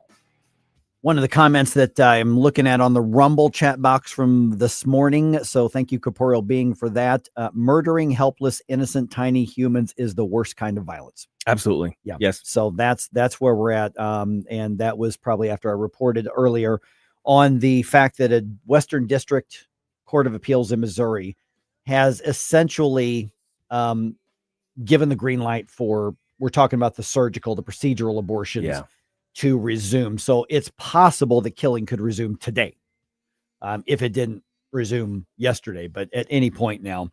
So we've got some really bad news. Now, we've had a couple of court rulings that went the pro-life way recently, but now we've had a big one, like I said, go the wrong way. And we're joined by Steve Rupp from Missouri Right to Life right now. So, Steve, this is a little bit complicated, but this isn't the final decision. There's actually a trial on what's at hand. What is it that the judge actually decided yesterday to, at least for the moment, allow the abortions to resume in Missouri? Well, first of all, Mike and Gabe, thanks for having me on. We greatly appreciate it. And they have basically struck down health and safety standards. And I want you to, as we talk about this, I want you to put in the back of your mind two things. Number one, money, because health and safety standards cost money, right? So Planned Parenthood doesn't want to spend the money, so they asked for this to be overturned. Number two is women's health. Think about women's health. They are constantly talking about women's health care. Abortion is women's health care, right? So think about money and women's health care. So what they did was they struck down all these health and safety standards, and I'll list a few of them. First of all, that we must follow acceptable sterilization standards for surgery instruments and equipment. Well, that seems, like common sense, doesn't it? But in inspections at Planned Parenthood a few years ago, inspections that we helped pass statute that made them be inspected, because they were not inspected hardly at all for years because they had such a liberal healthcare department. So we found that they had sterilization equipment that had rust on it, rust on the sterilization equipment, that they had dried blood on chairs in their recovery room, that they were not sterilizing instruments. And so these health and safety standards are essential to women's health, and they're trying to do away with those. Another one is sufficient exams to determine a child's gestational age, to identify pre-existing complications and things that could affect the type of procedure that they're going to go through. Anesthesia, pre and post-op management, all of those things are gone. Require ultrasound only be performed by doctors or licensed medical technicians. We have heard stories from moms that go in there and they say, well, you don't have to look at it. It says that we have to offer you an ultrasound. You have to look at the screen. You don't even have to open your eyes. You don't have to look. Plus, the screens were grainy and snowy because they were old equipment, because they purposely wanted people to look at those screens and go, well, see, you can't see anything because there is nothing in there. And then another one is a requirement to have emergency trays equipped to treat seizures, bleedings, anaphylactic shock, respiratory arrest, cardiac arrest. Again, these are common sense things, and these are going to be gone. A requirement to have emergency drugs, oxygen, and intravenous fluids in a surgical procedure room with breathing bag and suction machine. That's gone. Requirement that facilities for surgical abortion have adequate scrub-up facilities, that the sterilizing room be equipped with a steam sterilizer and sufficient surgical instruments sterilized and available for each patient who presents herself for an abortion. These are common sense things. But here's what Planned Parenthood is saying is, we're not a surgical center. We shouldn't have to live up to those standards. We're not a surgical center, something that uses and here's what an abortionist said, not in St. Louis, but another abortionist said, we're not a surgical center because we don't use a scalpel. That's what determines a Right. surgical center. Do you know how many women have left that Planned Parenthood? And we have documentation after documentation that left in an ambulance with severe bleeding that threatened their lives. That's not a surgery. When you're taking what's called a curette, which is a curved knife that they go into the women's womb after the abortion and scrape the walls of the uterus to make sure they got all the pieces of the child out. And oftentimes that cuts the woman and the woman begins to bleed. And if that's not surgery, I don't know what is. Good morning, Steve. Gabe here. Hi, Gabe. Hey, so what it sounds like is exactly what we predicted would happen, is that because of the wording of old Amendment 3, that all of the safety requirements go down. So then what is the recourse for any woman who is injured or, God forbid, dies from a surgical abortion? Amendment 3 that we passed last time gives that woman no legal recourse. That is in our state constitution. Is that women's health? Is that women's health care, that the woman has no recourse to sue? It's wild. It's wild what we're dealing with right now. Yeah. Yeah, I mean that's a proactive immunity that, as far as I know, doesn't exist anywhere else in our country other than big pharma over the COVID stuff. And I'm not trying to make a joke, but it's so unusual for a proactive immunity that I don't know that people knew that they were voting on that. That was buried somewhere deep within the language that wasn't even on the ballot, I don't think. Now, we told them. Yeah, we told them. Yeah. And you guys told them for sure. Yes. But the vast majority of the people that walked in that voting booth did not know that. Yeah. We're visiting It's incredible.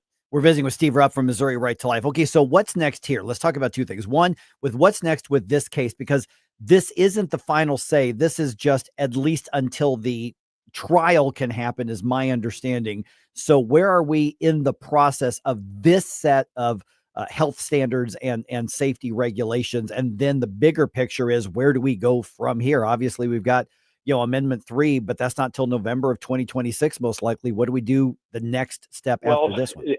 Yeah, this is exactly, Mike, why we have to pass Amendment 3. And I know it's next November. It seems like it's forever. We're going to blink our eyes and we're going to be there. Mm-hmm.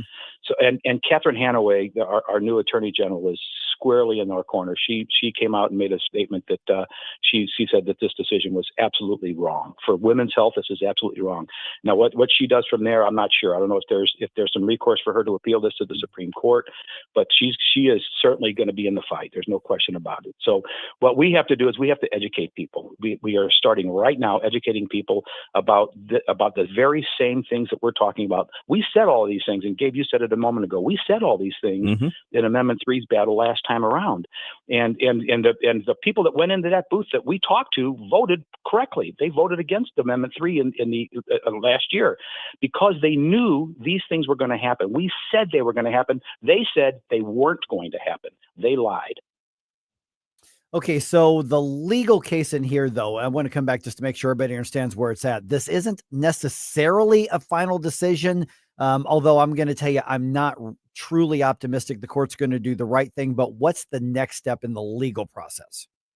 Well, it's going to be, this goes to trial in January. I don't remember the date in January, but it goes to trial in January. So in the interim, we're going to do everything we can to try to stop it. But there's, we unfortunately, in many instances, we have a red state with a blue court, and that's unfortunate. Yeah. And Steve, in that case right there, between now and then, obviously, is there anything the Missouri legislature can do, or is this all just simply in the hands of the courts and then the voters in November? Or is there anything that we can do policy wise, politically, to try to save lives? Because I mean, to me, I'm not even thinking in terms of pro-life win, pro-abortion loses. I'm thinking there are going to be lives lost in the meantime. Without question. It's starting, like you said, starting yesterday. They're going to be performing abortions, surgical abortions. Now, there are some things that and when I talked earlier about the money aspect, think of the money. All of those things that I mentioned to you cost them money. They don't want to spend that money, so they are willing to sacrifice women's health for money, which is incredible. There's still a statute on the books that only doctors can perform surgical abortions, and they're trying to overturn that as well. They're trying to overturn the parental consent, which imagine that, telling a family that your daughter can have an abortion without you even knowing about it. What kind of women's health is that? Yeah, exactly. And then also requiring a doctor do a surgical procedure. I mean, that they're against that as well. That just jumped out at me when you said that. So who is it that they want to allow to do this? Medical professionals. So what is a medical professional? What is a medical professional? Is that a nurse? Is that the lady at the front desk that's checking people in? What is a medical professional performing abortions? But you can see that saves a lot of money if you don't have to pay a doctor. Right. Absolutely. Now, speaking of money, Steve, I think your organization is I think among the best in the state at getting information out on these issues and beating the streets and doing what needs to be done to help our efforts to save lives. So how do people donate to Missouri Right to Life? Just go to MissouriLife.org. MissouriLife.org. What we're doing right now is obviously we're so laser focused on passing Amendment 3, the new Amendment 3, which will hopefully go on the ballot next November. That's still to be determined by the governor. Next November, hopefully we'll have the ability to be able to overturn basically 99% of all the abortions in the state of Missouri if we pass Amendment 3 in November of next year. So we've got to educate people on these very issues. We've got to educate people that what they put into that into the Constitution. The state Constitution has abortion glorified in our state Constitution. We have got to stop that. That's insanity. It's all the things that we just talked about just now. All of these safety standards. This is just common sense. Who would be against any one of those things that I read? Who would be against any of them? And they're against all of them. This is not about women's health. This is about money. And with the new Amendment 3, should it pass, God willing, those existing statutes that cover these sorts of things will be reinstated. Is that correct? Yes, correct. All yeah. right. So with the legislature would not have to repass them; they would just go back into effect. Right. Oh, that's actually really good news. That's really good. So all of those existing safeties with protections that we have existing, they'll come right back. That's excellent news. All right, Steve Rupp, Missouri Right to Life, MissouriLife.org. Appreciate the update. Thanks so much, Steve. Thank you, guys. God bless you. God bless you, Steve. Now it's that time of the week again, Mike. Do you know what that would mean? What's that mean? That means it's Bump Day. Bump Day. The day where I bug all of you for your favorite 80s themed bump music request. Now, I don't know how this came to be. Okay. Has the chat ruled us again? The chat, yes, they have decided that this week's theme is going to be songs that have the word rock in them. Yes! Or yes! have rock themes, both Rock. in the metaphorical and literal sense of the word rock. Okay. So, all right. Mike is very happy about this. You want to help us have a rockin' Friday. It wasn't a week or two ago. It was like songs that would piss Mike off. Yeah, pretty much. So the chat is now. They are stone cold crazy about this theme. So songs that will soothe Mike. Exactly. They heard him, and now they're gonna pat him. So send them to Jerome at NewsTalkSTL as well as the time that you listen, so you can actually hear your request.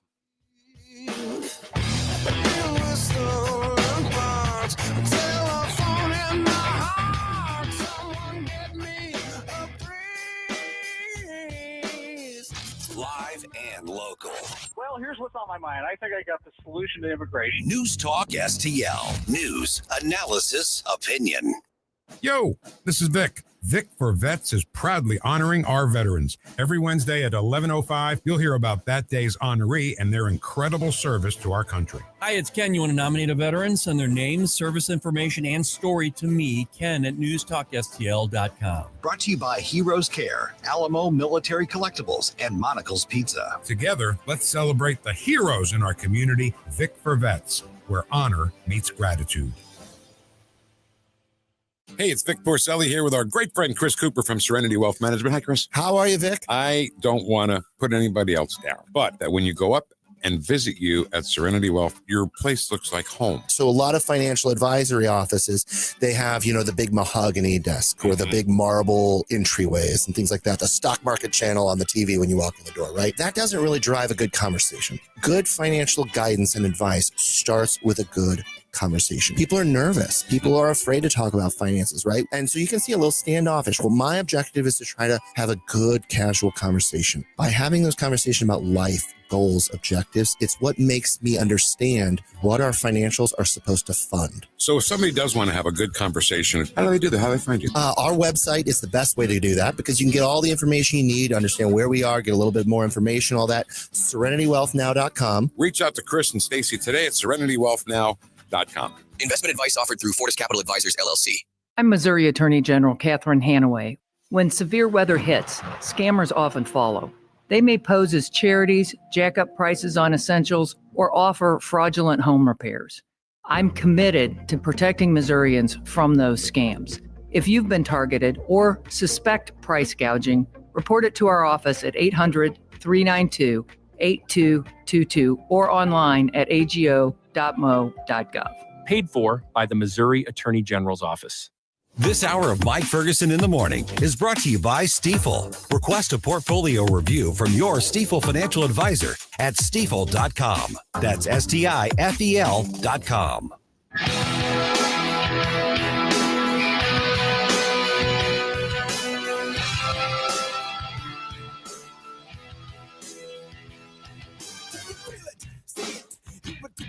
Hi, it's Randy Tobler here. Pour a big cup of coffee and catch my show every Saturday morning from 6 to 9. Right now, it's back to Mike Ferguson in the Morning here on News Talk STL. All right. I don't know that I've ever read this headline or written this headline before, and that is the sheriff is in jail.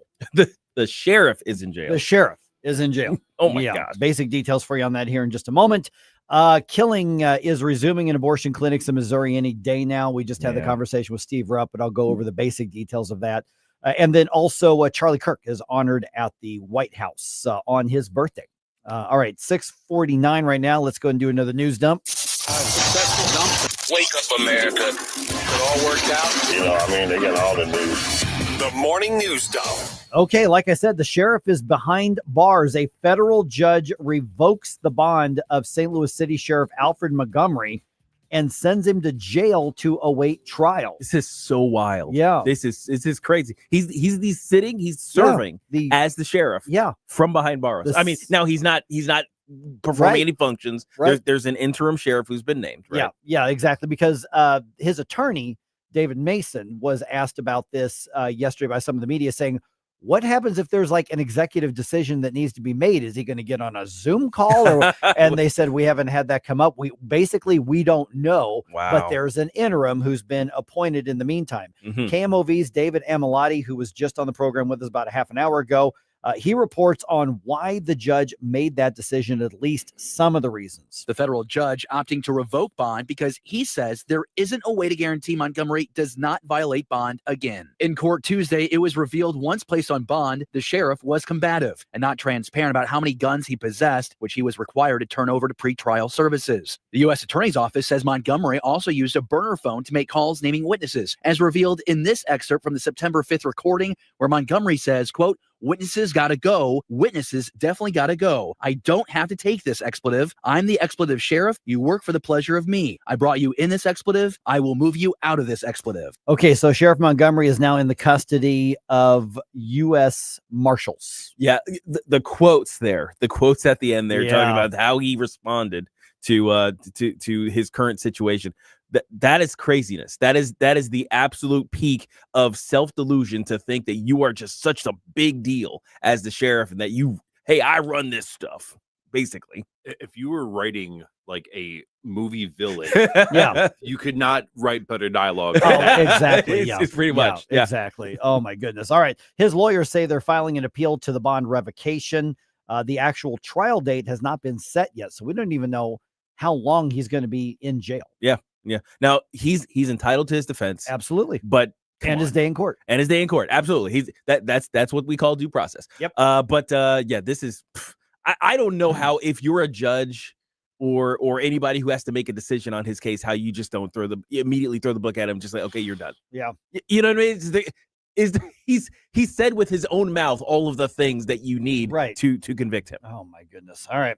Abortions are about to resume in Missouri if they haven't already. That's the result of an appeals court ruling on Tuesday. The Western District Court rejected the Attorney General's office's effort to reinstate some regulations on abortion that were in effect before the pro-abortion amendment was added to the state constitution last November. So there is a bench trial scheduled on the appeal in January where the issue will be decided for sure, at least until the next election on this, because voters are going to have another chance to address abortion with the new Amendment 3. That's going to be decided in 2026. Our conversation with Steve Rupp from Missouri Right to Life is going to be up on the News Talk STL podcast shortly after the show ends today. Now, every one of the abortions that happens in the coming days is obviously it's going to kill the child, but it's also going to put a woman at risk because of the lack of regulations on any of the things that these people are going to be doing. Exactly. So it's a terrible day for Missouri right now. The suspect accused of setting fire to Pennsylvania Governor Josh Shapiro's governor's mansion back in April has pleaded guilty to all of the charges. 36-year-old Cody Balmer pleaded guilty in a Pennsylvania court Tuesday. Now, the charges included attempted murder because the governor and his family, they were in the mansion at the time, and the attempt was to kill them all. Aggravated arson, burglary, terrorism, and other related offenses. Governor Shapiro spoke with the media Tuesday about the rise in political violence across the country, saying the justice was served with this plea. I think we need real accountability for acts of political violence. And today is real accountability for the violence that came here to Pennsylvania. Okay, so Shapiro says that despite the hardship that his family faced in all this, they fully supported the plea deal. Balmer set fire around 2 a.m. on the first night of the Jewish holiday of Passover. Shapiro and his family, they were there. They were asleep at the time, but they obviously got out. In a 911 call audio obtained by Fox 29 in Philadelphia, Balmer admitted that he set the fire because of what Shapiro, quoting here, wants to do to the Palestinian people. Come on, man. Yeah, he's the governor of Pennsylvania. He can't do anything to anybody outside of Pennsylvania. So what you had was another anti-Semitic bigot that happened here. All right. President Donald Trump honoring the life and legacy of Charlie Kirk by posthumously awarding him the Presidential Medal of Freedom on Tuesday. Charlie Kirk's widow, Erica Kirk, thanked the president at the White House. We're gathered not only to celebrate Charlie's birthday, but to honor a truth that he gave his entire life to defend, and that's freedom. And Tuesday would have been Charlie Kirk's 32nd birthday. Man. Okay, let's see here. Let's talk a little troops in the street, shall we? Okay, so Pam Bondi was on with Hannity, and she was asked about the possibility of President Trump invoking the Insurrection Act to get around courts that are blocking him from deploying the National Guard troops in Portland and Chicago and places like that. He absolutely has the right to do that, the legal authority to do that. We didn't have to do it in Los Angeles. They came in, they cleaned up the riots. You saw, look how much better LA is. Okay, because as of right now, there are court battles going on in both of those cities, which inevitably will affect the deployment in other places as well. Do you think it would be fair to characterize a state prohibiting the enforcement of federal law in their state as an insurrection? I would call that at the very least obstruction of justice, because there are laws that say you can't do that. Right. So it doesn't matter if you dress it up on a nice piece of parchment and sign it, that's still obstruction. Yep. So I don't know that we've had conflicts between states and the federal government dating back to, I don't know, the 1700s. The beginning. But this is a different version of it. Now, is there a way for the federal government to say, okay, if you're going to obstruct what we're doing, then we're just going to cut off any federal funding you would receive from us? Yes. Oh, absolutely. Yep. And there's challenges about that as well. Honestly, yeah, I believe they've already done some of those. They've some of attempted to do some of those. And there are obviously judges who have been blocking those because everything that Trump does, there's a judge going to be down there someplace like, no, you can't do that, sir. And then they'll get smacked down by the Supreme Court if it ever makes it there. And then they'll do it again. Basically, both sides are on offense in different ways right now. All right. More stuff is about to become more expensive. There's another batch of goods now affected by import taxes. New tariffs on imported kitchen cabinets, bathroom vanities, and upholstered furniture are now in effect. The Trump administration says the aim is to boost domestic production and to protect American companies. These latest tariffs are prompting concerns among some small business owners who worry that higher-priced cabinets will lead potential customers to delay renovations. Greg Clugston, Washington. This is personally impacting me. Oh, is it? Oh, really? yeah, because we're currently designing our new kitchen, and one of the things our consultant said, you might want to pull the trigger sooner rather than later because right now they're burning through their current stock of cabinets, but the ones that are going to be imported, that's going to cost some extra. Cost more money. Yep. And it isn't just that the cabinets themselves are being imported, just the components, the base materials is being imported, and that's going to cost all of us. Oh man, Blues at home tonight. They play the Blackhawks at a late national game.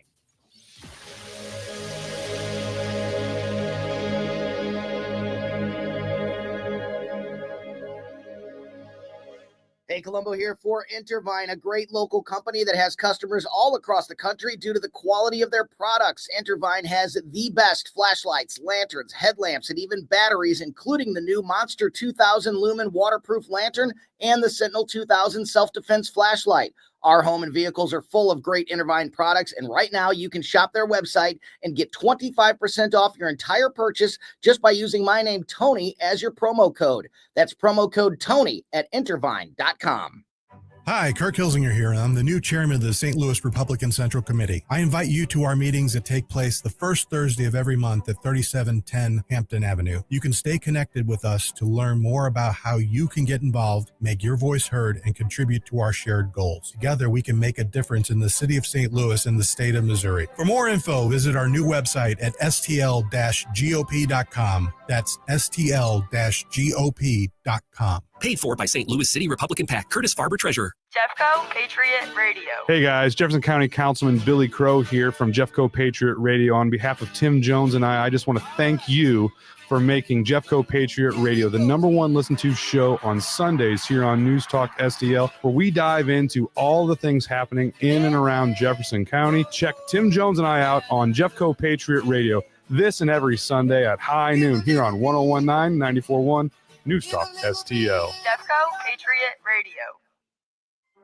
This December 13th, join Wreaths Across America at Belle Reve Gardens Cemetery as we remember the fallen. Honor those who serve and teach our children the value of freedom. Help us lay remembrance wreaths on the graves of our fallen heroes. Sponsor a wreath, volunteer, or bring your family to this meaningful tribute to our veterans, because every hero deserves to be remembered. Learn more and sponsor a wreath. Visit NewsTalkSTL.com. KLGY HD3 Clayton, K270BW Belfast, KNBS Bowling Green. This is News Talk STL at 1019, 94.1, and always streaming at NewsTalkSTL.com. This hour from Town Hall, I'm Rich Thomason. The Gaza ceasefire continues to hold, although there are questions about the return of the bodies of deceased hostages. The Israeli military says that one of the 4 bodies handed over yesterday is not that of a hostage. That means the remains of 21 captives have yet to be accounted for. A continuing lack of Democrat support for a Republican funding bill in the Senate means the government shutdown drags on. House Speaker Mike Johnson says it's a perfectly reasonable bill, one that Democrats should support. It is completely clean. There are no policy changes, no partisan riders, no gimmicks or tricks at all. All it does is keep the lights on at the current funding levels for a few extra weeks while we complete the normal appropriations process. Now compare that to the Democrats' counterproposal. They're demanding $1.5 trillion in new spending paid for by American taxpayers. And to include free health care for illegal aliens, that's something that Johnson says the GOP cannot support. Redistricting the issue before the U.S. Supreme Court today, specifically the constitutionality of using race in redrawing congressional maps. The driver of a big rig, authorities say he was following too close behind a van, has been arrested on homicide charges stemming from a fiery crash that killed 3 adults and 5 youngsters on a Georgia highway. The International Monetary Fund out with a rosier growth forecast for the U.S. and global economy. The IMF says so far, President Trump's tariffs have proven to be far less disruptive than many forecasters feared, but it warns the full impact of those policies is still emerging. The IMF notes that President Trump continues to make new tariff threats and that only time will tell exactly how that will impact international trade. Bob Agnew reporting. The Dow futures up 224 points, NASDAQ futures 200 points higher. More on these stories at townhall.com. I'm not going to tell you what to do with your money. You're an adult, right? But you should know gold has increased over 80% in the past 2 years. Yeah, 80%. So if you think stuffing money under your mattress or riding the roller coaster of Wall Street is your retirement plan, well, I wouldn't want to be banking on that strategy. It's time to diversify your savings and retirement assets into physical metals like gold and silver. That's where Advantage Gold comes in. When you call 800-741-GOLD, we'll send you a free gold kit that explains how rolling over your IRA or 401k into gold could not only supercharge your retirement, but maybe even help preserve your sanity. And let's be real, when's the last time you ever heard someone say, "Hey, sell all your gold"? Exactly. Never. The number's simple, 800-741-4653. And if you can spell, even better, that's 800-741-GOLD. Always consult with your financial advisor before investing. Call 800-741-GOLD. From the Michaels Flooring Outlet Weather Center. I'm meteorologist Chance Gotch with your first alert forecast. This morning, temperatures back towards the lower 60s will rise into the mid-80s by the afternoon, partly cloudy. Then into Thursday and Friday, temperatures into the mid-80s, looking dry by Saturday, welcoming some chances of some showers and storms. A few of those could be isolated, strong to severe as we head off into Saturday. That'll clear by Sunday. On the back end of that, going to be tracking cooling temperatures. From the first alert for Weather Center, I'm meteorologist Chance Gotch. This hour of News Talk STL is brought to you by Rodney and Jen Wallner and the entire Wallner home selling team at Berkshire Hathaway. Call them today at 314-810-SOLD. 314-810-SOLD. Hi, I'm Dr. Alan Link, owner of the Dental Link. You've heard ads about teeth in a day, but did you know that you'll be chewing on plastic, acrylic teeth? Here at the Dental Link, we can give you porcelain crown and bridge teeth utilizing mini dental implants that function much more like real teeth at about half the cost. Plus, mini dental implants are less invasive, less painful, and your recovery time is much shorter. Give us a call at 314-794-6464 or simply visit us today at thedentallink.com. Now you can fly anywhere in the world and pay discount prices on your airline tickets. Book a flight today to London, Paris, Madrid, or anywhere else you want to go and pay a lot less guaranteed. Call the International Travel Department right now at Low Cost Airlines. 800-515-2397. 800-515-2397. That's 800-515-2397. Mike Ferguson. I don't know how to put this, but I'm kind of a big deal. Gabe Phifer. Extra sugar honey iced tea, baby. Get up, can't you hear the alarm? Get up, St. Louis. So it's time to get out of bed. Pour yourself the greatest cup of Kofifi the world has ever seen. Rise up with one voice, drain the swamp, and take back our country. Today's the day we're going to do it, and it's time to do it right now, believe me. Mike Ferguson in the morning on News Talk STL. This is your cousin. All right, Loaded Dice is in the pokey. Mm-hmm. He's going to be there for a little while, but he is still like the sheriff. The taxpayers of St. Louis are still paying his salary to be the sheriff, even though he's behind bars somewhere. We don't even know where he is. This is crazy. Yeah, which by the way, there's a good reason for the fact that we don't know where he is. Okay. Because he is a law enforcement officer. Rumor has it that law enforcement officers do not do well behind bars in jail. True. Yeah. So that's a safety measure. And so that's why I suspect the U.S. Marshals were brought into that. 7:06 right now. We're joined by a St. Louis City Republican Chair, Kirk Hilzinger. Kirk, man, good to have you back on the program right here. I guess we knew this was always going to be a possibility, man. But it's still weird to hear the sheriff goes to jail and is sitting there right now. What do you make of that decision by that federal judge? Because, oh my gosh, the stuff that was brought up as the evidence in the bond revocation hearing, we just talked to David Amilati from KMOV about it a few minutes ago, and a burner phone. I mean, saying we're going to get rid of those witnesses. I mean, what the heck, man? This is bizarre. Well, in talking with a lot of the sheriff's deputies, Montgomery, he's had a history with them of intimidation. I mean, look at unfortunately with what he did with Anthony Kirchner, who made him roll dice to see if he got to keep his job, and then fired him a few days anyway. So this doesn't shock me. I say only in St. Louis can you have the guy that's in charge of jail safety actually sitting in jail. Yeah. Speaking of Kirk, Gabe Phifer here, by the way. What does this say about the entire public safety infrastructure in the city? It's very seeing some help, especially with the state taking over for the St. Louis City Police. But what people outside St. Louis City need to understand is that the sheriff's office is independent of the police, Metropolitan Police. The sheriff's office is there for the courts and there for the jail. It is agency. Sheriff Montgomery never had arrest powers, which is why he's having the problem with the federal indictment. Not only did he detain that woman because he didn't get to talk to the rape victim, but he also moved her into a different location, physically to do, according to what I've been told about this. Yeah, and that's what the surveillance video shows. That's been released as well. We're visiting with Kirk Hilzinger from the St. Louis City Republicans. So we're talking about another embarrassment for the city. I mean, the mayor and the board of aldermen president, who don't agree on much of anything, they're both in agreement. He should resign. He's probably not going to. But you've got another situation where a relatively small law enforcement office is now big news, and it's another embarrassment of a city that's known nationwide for a lack of public safety. Look at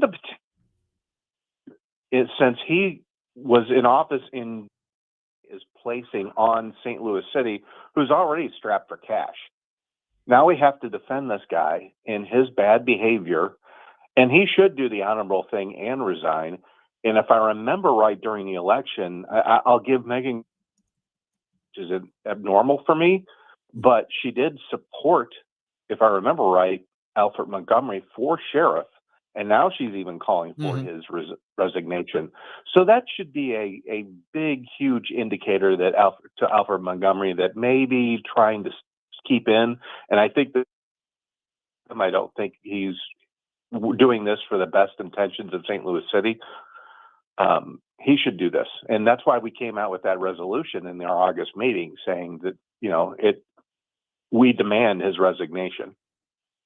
Yeah, which probably isn't gonna happen unless there's some sort of plea deal that's involved with it. So now we've got another case. Obviously, the Attorney General's involved. Catherine Hanaway taking over for Andrew Bailey, continuing to pursue the Quo Warranto effort to just throw him out of office.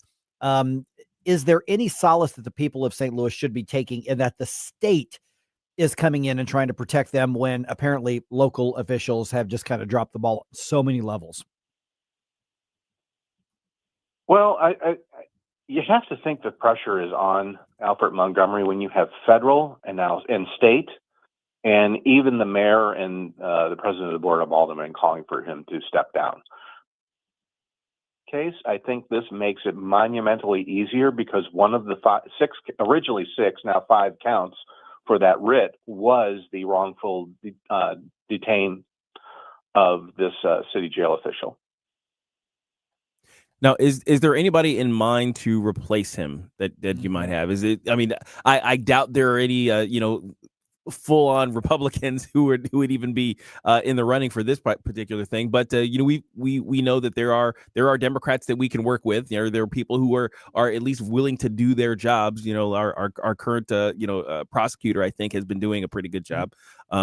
Is there anybody that you have in mind who could replace him? And I don't know who would actually make the call to replace him. In some aspects, I've heard some mayor, some aspects I heard a special election. But personally, I would like to see Anthony Kirchner, the guy who lost his job by having to roll dice, to Alfred Montgomery. I think that would be very poetic. Yeah. Yeah. And it looks like the city charter may be somewhat ambiguous on this. And then also you've got the fact that typically when a sheriff is out of office, the governor sometimes appoints, but that may be different for the city of St. Louis, with the separate city charter. So we don't know if it would be an appointment by the mayor, the governor. Beavis Schock from the Holy Joe Society believes it would be a special election as well. So essentially you've got a very small, very limited duty office that is now throwing a lot of things into chaos because of one man's behavior. And that again goes right back, Kirk, to the black eye that this is giving to the city. It's just another embarrassment on a city that is known for not being able to run anything when it comes to public safety well. I mean, look at the history we've had. It's Kim Gartner, then Cori Bush was gone, then he's looking like on his way out. Tashara Jones was very defund the police as well. It's just, and what I've noticed from the citizens that I've talked to in St. Louis City is they're done with the defund the police. They want law enforcement back. Yeah. And so where do we go from here? This is a long-term reclamation of the city, which is what you all are trying to do, day in and day out, month in and month out. Are people starting to warm up to that idea? Because Republicans were just partisan non grata for years. Are people starting to say, maybe we need another option? Maybe we need to give these guys a chance. I mean, I don't expect you're going to sweep the Board of Aldermen anytime soon or the state rep seats anytime soon, but is there ground to be made even in the upcoming elections? I am looking for candidates for the 2026 election and 2027 election, which is the even number one replace Megan Green as Board of Aldermen president.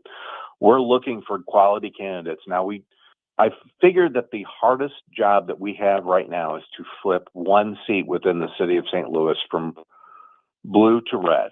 And I think that's the hardest thing that we're going to have to undertake. And I think once we get that first one, it becomes easier and down the line. But Democrats have held control of the Board of Aldermen and the mayor's office since 1949. 1950 was the highest census we had at 856,000 people. We have seen a steady decline in population to down to less than 277 in 2024.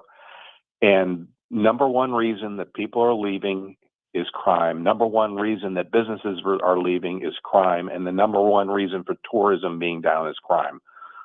Let's change this around and make St. Louis great again. All right, Kirk, great chat with you again. The next meeting, or people want to learn more, connect with you all in the city, what's the way to do it? It's always the first Thursday of the month at the St. Louis Police Officers Association. And I am going to announce that we are having our annual Christmas party on December 11th. Tickets will be on sale soon. So putting Christmas decorations up, it's time to start thinking about Christmas as well. All right, appreciate it, Kirk. Thanks so much, man. Thanks, Kirk. Now, thank you. Now, don't forget, you can take us and this conversation with you anywhere in the freaking world, man, if you have the NewsTalkSTL app on your phone. Sheriff Alfred Montgomery could listen to us in jail if he had the app on his burner phone. You're not wrong. And he could hit the wheel of fun and hit the little telephone icon and call us here in the studio immediately. His phone would immediately connect to him, and Jerome can negotiate for his dice. Yeah, I put money in your commissary if you can tell me those dice are at. I'm just saying. I mean, what else does he have to do? Exactly. So just like Sheriff Montgomery from jail, you too can listen to the silence of Mike Ferguson in the morning using the NewsTalkSTL app. Go to wherever you get your apps, get it on your phone. If you got a phone, you got a radio.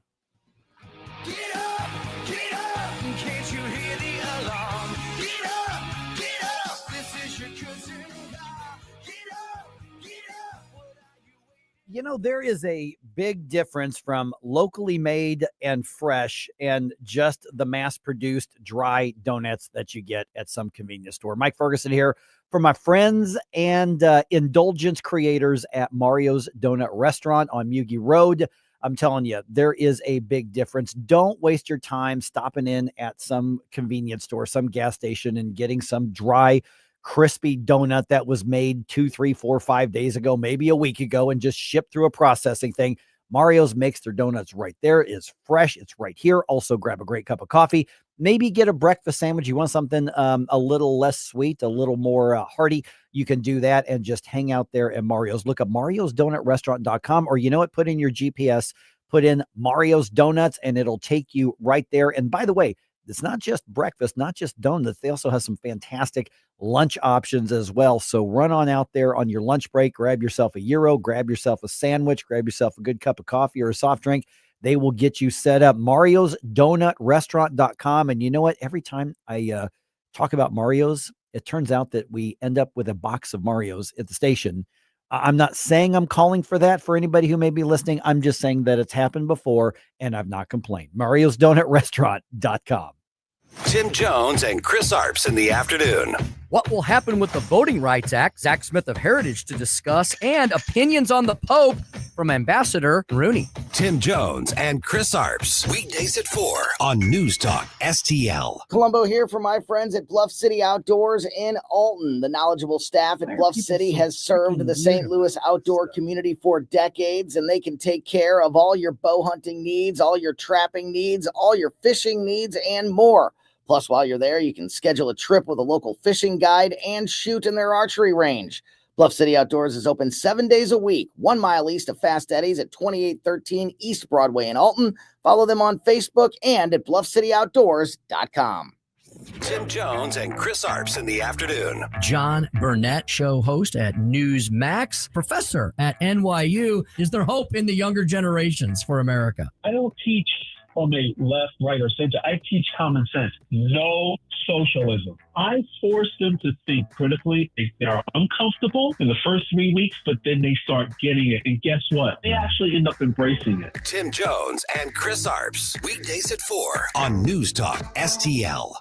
Looking for an underwater adventure or a scaly new friend? Dive into Tropical World Pets on Watson Road. For 32 years, this family-owned wonderland has been St. Louis's go-to destination for all things aquatic and reptilian. With over 7,000 square feet of aquariums, we're home to the area's largest selection of freshwater fish, including rare cichlids you won't find anywhere else. But that's not all. We've got tarantulas, snakes, and lizards galore. Tropical World Pets, 314-849-4020, or visit twpstl.com. News, analysis, opinion. You know, they're literally taking the Constitution and putting it in a paper shredder. News Talk STL.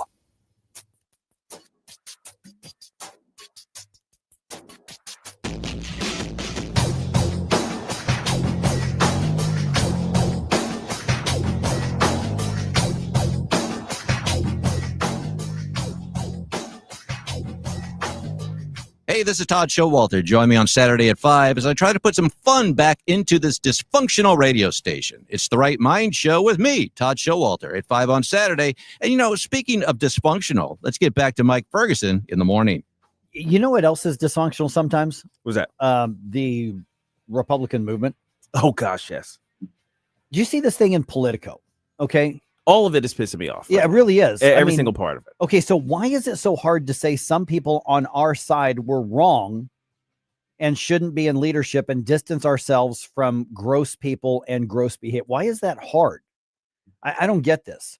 Okay, so here's the basic details. Politico, to be sure, a leftist organization. Absolutely. They and everything they say should be taken with a grain of salt. Do your own research. Right, yes, absolutely. right. Okay, so they publish this investigation into group chats of leadership of the National Young Republicans. Right. The organization Young Republicans, not Republicans who happen to be young, the actual capital Y, capital R, Young Republicans. And what they saw was a pattern among some. Now we're talking about a fairly small group of people, but people near the top of the chain for the Young Republicans.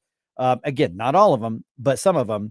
And in their chat, that is specifically for running and discussing young Republican issues. Yes. It was bad, man. It was gross. Yes. And now we're not talking edgelord jokes. Right. We're not talking, basically some conversations that you might hear between me and Mike. Oh gosh, yes. Can you imagine how much trouble you and I'd be in if they saw our Facebook messages, like direct messages back and forth. It's like, hey, take this video. Yeah. Oh my gosh. But look, but that, part of that is, yes, you got to understand. I don't want to say boys will be boys, but yes, boys will be boys. There's a level to that is just real. It's edgy jokes, Right. dark humor. That's kind of a thing. That's kind of a way that we release our testosterone in a safe way. But that's not what we're talking about here. No. I've read some of the exchanges here. That's not this. Yeah. So here's where we're at now. First of all, is this a hit piece from Politico? Yes. Yes. Is it timed specifically to undermine Charlie Kirk's honoring at the White House? Yes. Absolutely. Yes. Here's the thing, though. Does it pale in comparison to people calling for our death? Yes. Yes.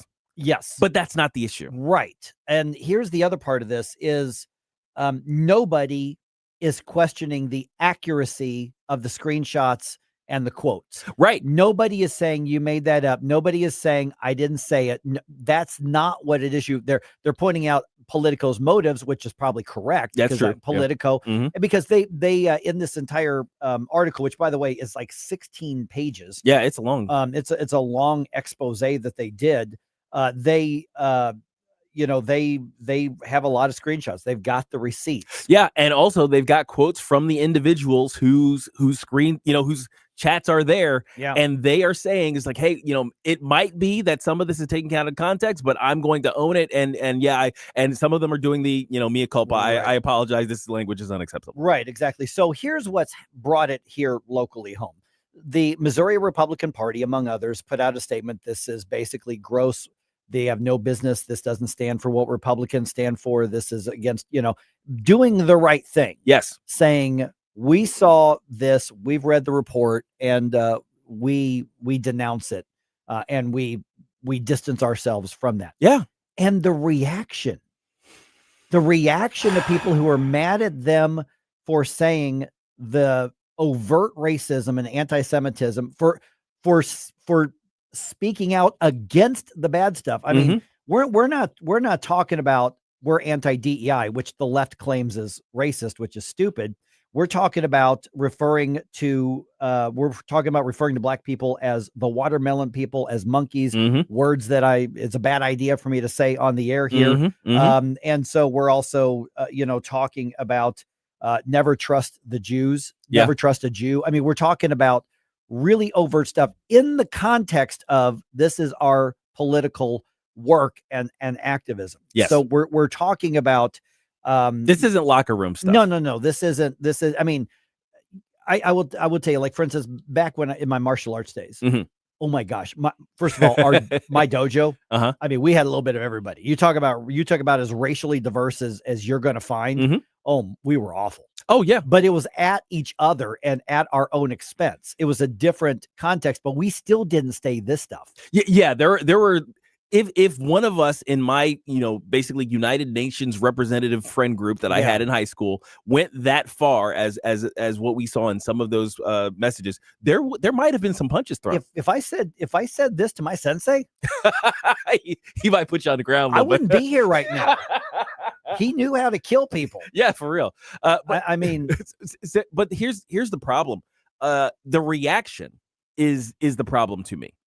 Because look, you're going to get these things in any large group, and actually I would point out that particularly among young people, this is kind of a culmination of some of the fears that I've had about the way some of these things were being done to begin with. I think Charlie Kirk's efforts were to counter this. He was trying to ground a philosophical, present the philosophical grounding for a political thought on the right, so that young people wouldn't fall into this purely anti-left sort of way of thinking, because this is the type of bro stuff that I was worried about that would become commonplace among young politically active people on the right. I think this isn't just bro stuff, though. This is exposing some people who have gotten into some upper positions of one organization as truly bad people, as truly people we don't want in the movement. Well, and to say that has garnered a huge backlash, because, I mean, for instance, Camellia Peterson,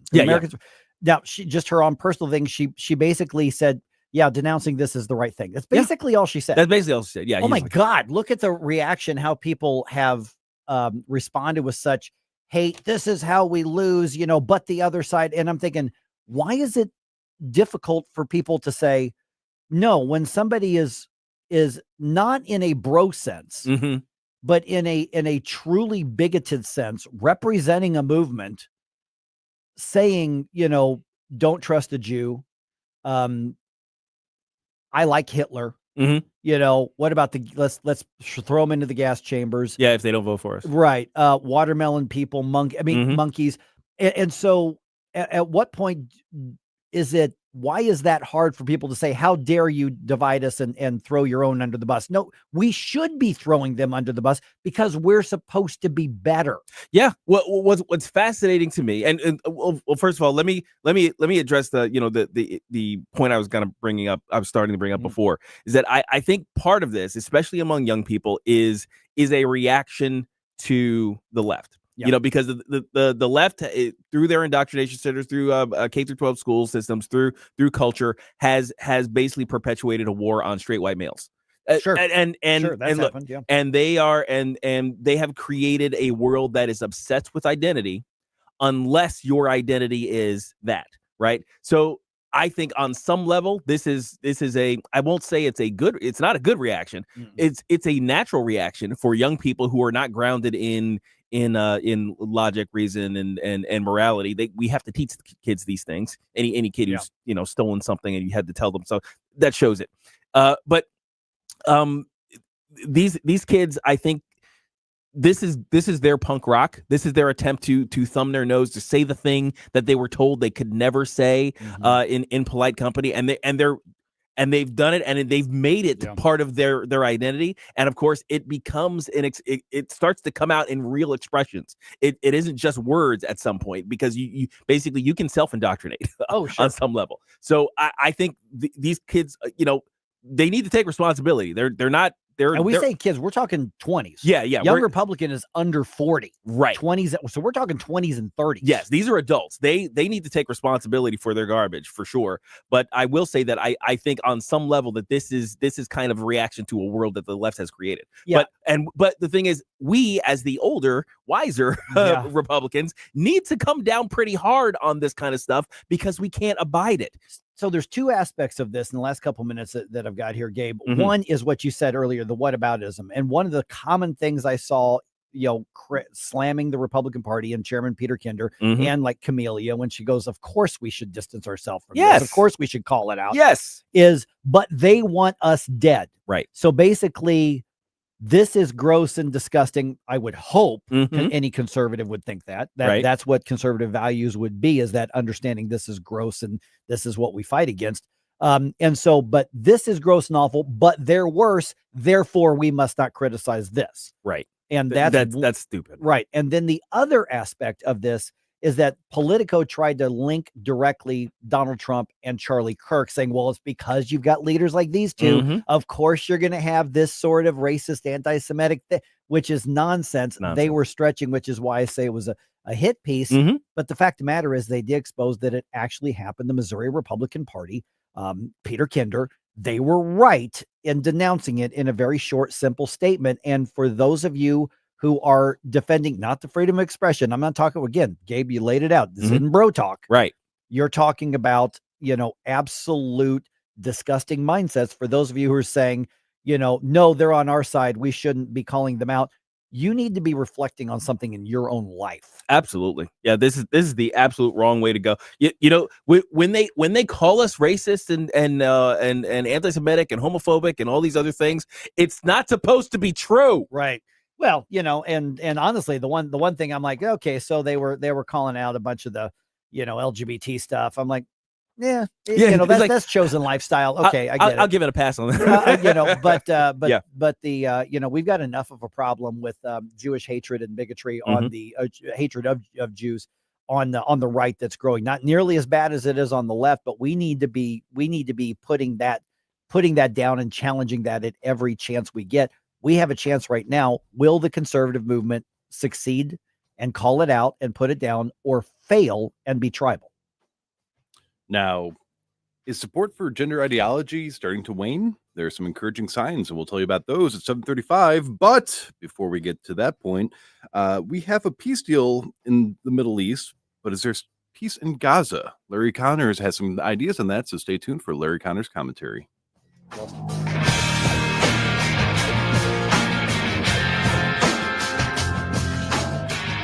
From the Michaels Flooring Outlet Weather Center. I'm meteorologist Chance Gotch with your first alert forecast. This morning, temperatures back towards the lower 60s will rise into the mid-80s by the afternoon, partly cloudy. Then into Thursday and Friday, temperatures into the mid-80s, looking dry by Saturday, welcoming some chances of some showers and storms. A few of those could be isolated, strong to severe as we head off into Saturday. That'll clear by Sunday. On the back end of that, going to be tracking cooling temperatures. From the first alert for Weather Center, I'm meteorologist Chance Gotch. Kathy Connor from Connor Roofing is here. Kathy, how you doing? Good. Hi, Vic. When you need a roof, I don't want to call a stranger. I want to call you. Yeah, thanks. At Connor Roofing, we're more than just a roofing company. How long have you been doing it? Since 1993. And year after year, storm after storm, you guys are always there. Because this is our home too, Vic. Our kids go to school with your kids. We cheer for the same teams. Go Blues! So support your neighbors. Call Connor Roofing at 314-375-7475 or CONNER roofing.com. Thanks, Vic. Larry Connor's commentary, brought to you by Vincent's Jewelers, offering a wide selection of jewelry, including lab-grown diamonds, affordable earrings, bracelets, necklaces, and rings, up to 75% off their natural counterparts. Visit VincentsJewelers.com. This is Larry Connor's commentary on News Talk STL. Before October 7, 2023, there was peace in the Middle East. Uneasy, fragile, but peace. It all ended on that date when Hamas carried out the attack on Israel, killing 1,200, kidnapping almost 300. Now Hamas has released all live hostages. Israeli forces have pulled back. So is there peace in Gaza? No. There are numerous reports of Hamas sending its men back into the streets. Mission: regain control of Gaza. The Hamas troops have been rounding up various Palestinians, executing them. One social media post featuring men wearing the Hamas head covers, making 7 men kneel in the street, and then targeting them with machine guns. Hamas is also battling family militias, various clans trying to keep Gaza from being controlled again by Hamas. Trump's plan calls for Hamas to cease to exist and make the entire Gaza area a DMZ under international supervision. That's the big part of the plan. But until that happens, if it happens, Gaza remains a killing field.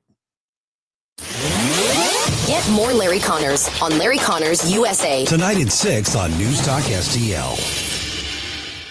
Now, the Free Market Minute, brought to you by the Hammond Institute for Free Enterprise at Lindenwood University. Hey, it's Mike Ferguson from The Morning Show, and I'm here with Dr. Grant Black. And Grant, does having more economic freedom make a difference in people's lives, such as maybe helping reduce poverty? It definitely makes a difference. Economic freedom is critical for fostering well-being and prosperity. It enables people to make their own choices and pursue their own interest, like choosing careers, starting businesses, and innovating to make the world better. It thrives in environments that empower people, promote competition, and protect property rights, all while being supported by limited and healthy government. Economic freedom is a catalyst for generating higher incomes, greater wealth, more opportunities, better access to education, and improved health at all levels of society. It makes a difference. The John W. Hammond Institute for Free Enterprise at Lindenwood University fosters and examines market-oriented approaches to economic and social issues. To learn more, visit hammondinstitute.org.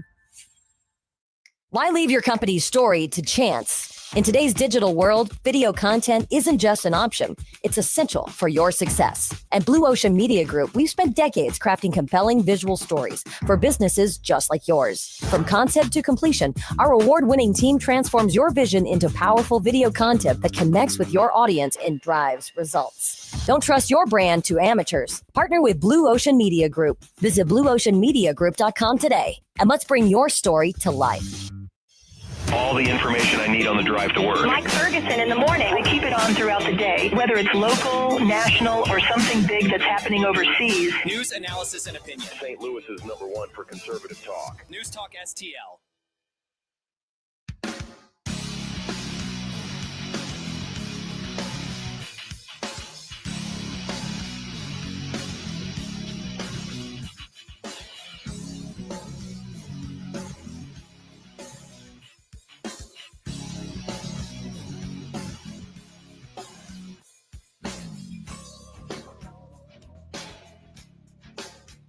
Good morning, Missouri. It's your boy, Joe Pags. I'll talk to you tonight at 10. But right now, let's get back to Mike Ferguson in the morning. All right. Keep fighting here because we're winning. And apparently we're saving some young people from the destruction of the radical gender ideology. It's why the left over all these years, Gabe, they didn't want to just engage and win a debate. They wanted us to be shut up. They wanted absolute silence and compliance. Actually, if you weren't cheering, there was something wrong with you. Right. When someone would declare their pronouns. Right, exactly. And so there was a reason, I think, and we've been saying this over the years, because the conventional wisdom, even for a time on the right, was, you know what, just don't make a big deal. We're losing. This is the way it is, and we bought into this right, wrong side of history thing, not understanding we're on the right side. Yes. Of everything on this. And what's happening now is, I think, partly because we have been so loud, we have been so aggressive. You call it out every time you say it. Which is why we've said, don't be necessarily polite. Right. Be very, very firm. To the point where somebody says, my pronouns are, you put your hand up and go, I don't play that game. That's right. That's really dumb. I live in reality. Right. And go ahead and hurt their feelings. Now, that doesn't mean scream and call them names and all that sort of thing, but you stand firm for truth. And so now it looks like, Gabe, it looks like this is paying off. Yeah, I think the cultural backlash to the left pushing the Overton window way too far on this whole thing is now seeing itself expressed in the way young people engage in those issues. Because we've described, the expansion of the LGBT agenda and its population explosion over the last, 10 years or so was social contagion. Right. We've been saying that forever. It's like, you know what? The kids are just, they're moving in the direction that society is essentially pushing them. It's saying we value these people with the pronouns more than the other people. So guess what? More kids are going to grab the pronouns. Right. And that's the message they give, but it wasn't valuing the kids. Because it's destructive for the kids. It wasn't absolutely. Valuing Not them. Really. It was about tearing down the basic morality and foundations of a society. Right. That's really what it was. So there's a new survey out, pretty in-depth, as in thousands of young people surveyed on this.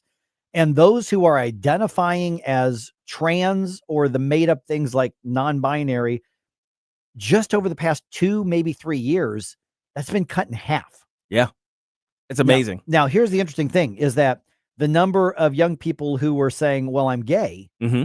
That's staying basically the same. It's about the same. It's about the same. It's still lower Yeah, I mean, than the media wants you to think. It's a tiny number, but it's still a small number. According to the media, if you took a survey of like TV shows and stuff like that, right, it should be like 30-40%. Right, there'd be people that are gay. But it's not. That's not. Now, here's what's interesting: is the number of people who are saying I'm trans, or like I said, one of these made up non-binary things, non-male or female, right? Anything other than nosediving. Yep. Absolute nosediving, less than half of what it was. And it was pretty small before. Yeah. I mean, it was small. But what's the interesting thing is correspondingly, the number of people who say I'm straight, I'm heterosexual, going up correspondingly. So these confused young people who are coming out of this are basically not only recognizing, yeah, there's just male and female, but they're coming out of the confusion and being what you're supposed to be. Right. Yeah. They're just, conforming to what they are. Right. Yeah. It's kind of amazing how that happens. If you leave the kids alone, if you stop pushing your social engineering sort of experiments on them, they just kind of end up normal. Right. Which is why the tactic was, first of all, sell it in the media. That's what we kept talking about in the indoctrination. Sell it in the K through 12 education system. Indoctrinate from the very beginning. Normalize it. And then you looked at the tactics that we've been pointing out and claiming, with the receipts for years. Separate the children from their parents. Yes. Separate the families from whatever faith foundation that they had. Separate any concept of morality. Separate all of that, and then you've got the social contagion on this. You've got the fad. Yeah, they can fill the void. Right. And so what's happened is, as we've continued to fight back, and we're seeing the results of the destruction now, and as the fringe left has continued to push it farther and farther and farther, more and more young people, as frankly, probably the stir craziness that young people were locked down probably has something to do with it as well. Oh gosh, that's part of it. But they're now looking back and going, what the heck? What were we thinking? What are you doing to these kids? And I really do think because a lot of it is because so many of us were willing to be rude. We're willing to be firm. Yeah. We're willing to not give an inch. We're not willing to say, well, I see your point. Right. In almost everything, you listen and say, I see your point, and you try to empathize, and then you can lead the truth. This is in line where I said, we said, and many others like us have said, you don't give an inch. You don't allow for any sort of untruth to be accepted. You fight back against the normalization. You do not put their mindset or their viewpoint on an equal status to that of the truth. You recognize this for the evil, demonic danger that it is, and you fight. And we're fighting, and we're winning, and young people's lives are being saved, not even just in a literal sense, but also in the quality of life sense. Now, when this trans stuff first kind of hit the public sphere, and we were just having discussions about it, and legislation was coming out, and all these individuals were showing up, and boys were beating kids, little girls in track. I remember saying that this is the hill to die on. Right. That this is this is kind of this far no further with the leftist craziness, because it is an attack on the very foundational truth ideas that upon which we have built society, human society. From the very beginning, you can get a baby, and they've done this through experiments. An infant is capable of identifying male from female. Yeah, they've proven this. So if you can get somebody, if you can convince somebody who has known from birth what male and female is to say that there is no male or female, or that a male can be female or a female can be male, if you can get somebody to reject a truth that they have known instinctually from birth, you can get them to do anything and say anything and believe anything. So that trans stuff was absolutely the hill to die on. And I'm glad we've been fighting the way that we have.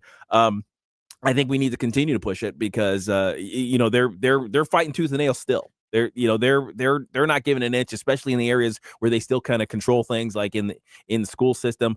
Just this morning, I saw some guy being barred from going, a teacher being barred from going into the same one. Yep, going into a school where he refused to use the they pronoun on for some kid. Yet they're still pushing this stuff, and we have to continue to fight. Right, we have to. There's just too much at stake, and the fact of the matter is that standing for truth, at least in this case, is turning the tide back towards truth. And this shouldn't be a left or right or Republican or Democrat thing. This is just a truth versus lies, life versus death thing. Absolutely. And just tied together actually with the previous discussion we had. And this, I may be going far afield here, but I think the trans stuff is just as much a reaction to leftist identitarianism as the edgelords who are going too far with that stuff, with the white identity stuff. I think they're both reactions to the same leftist destruction of our ability to come together. Because if you're going to value every other identity except white and straight, then of course some of the white straight kids are going to say, in order to be valued, I have to reject something about myself. So they're going to identify with something weird. They're going to say, oh, well, I'm trans, I'm non-binary, I'm this, I'm a potato monster, whatever. I don't know, whatever it is, so that I can get recognition for my identity, right? Or they're going to say, all right, you're going to reject my identity. I'm going to super identify as this thing. I'm going to go so far that I'm going to reject all the other people who are not me. And that's what we're seeing, expressed in some of the young people, like we saw in that chat. That doesn't excuse what they did. It doesn't excuse it on either side. We should be calling them out. It doesn't excuse it on either side. If you're in your 20s, you got to own that stuff. You own the fact that you've messed up your life trying to identify as something other than what God made you, and you on the other side you decided to make big jokes about stupid stuff. Or maybe not even jokes. Maybe that's you're just expressing yourself. That's just what you decided, how you decided to see people in the world too. Yep. You got to stand on the rock of truth. And the other thing is, you got to give us some rock songs. I want to hear the songs from the 1980 to 1989. It's got rock in the title, rock in the theme, rock in the lyrics. I want to rock out with some 80s music. So send your bump music requests to Jerome at NewsTalkSTL.com.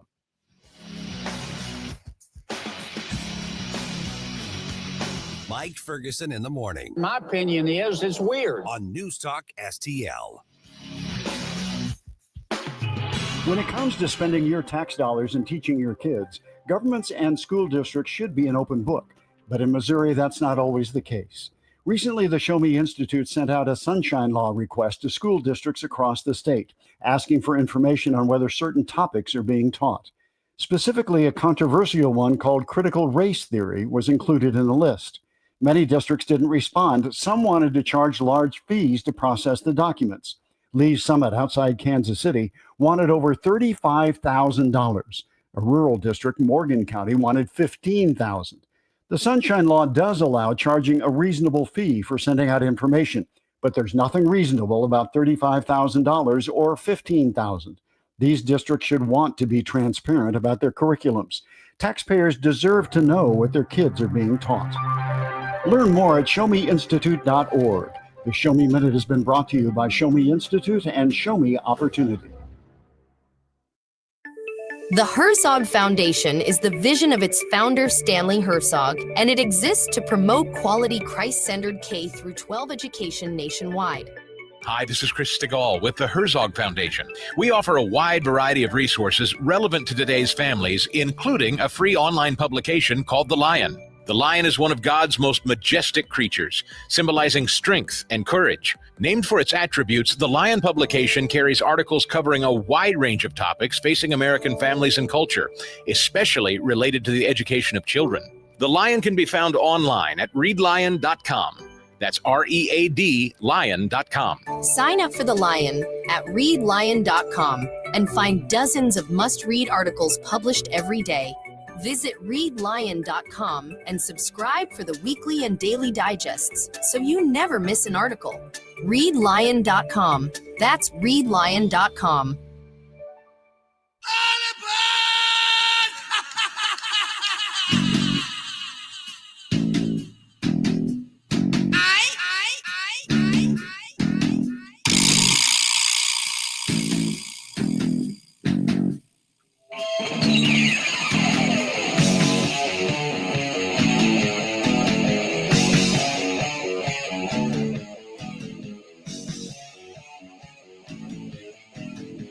Hey guys, Billy Crow here from Jeffco Patriot Radio. Hope you had enough time to freshen up your coffee, because now we're back with Mike Ferguson in the morning. I think some grown-ups are more excited about Halloween than some kids are. Oh gosh, yeah. They just are. Look, some of the decorations in the neighborhoods now are getting a little out of pocket. I mean, I know Home Depot's got sales on one, the like 12 feet tall, the 12-foot skeletons. Yeah. I get it. I understand the 13-foot diameter blow up spider. I mean, I know it's got a cheap deal over at Home Depot, but this is too much. I don't know. Now, to be fair, I am a Christmas crazy. So if you drove by my house in the Christmas season, basically the day after Thanksgiving through to New Year's, then yes, my house would be glowing and you could probably see it from space. You're that guy. I'm that guy. Yes, that's true. That's true. I might be keeping you up at night. I'm sorry.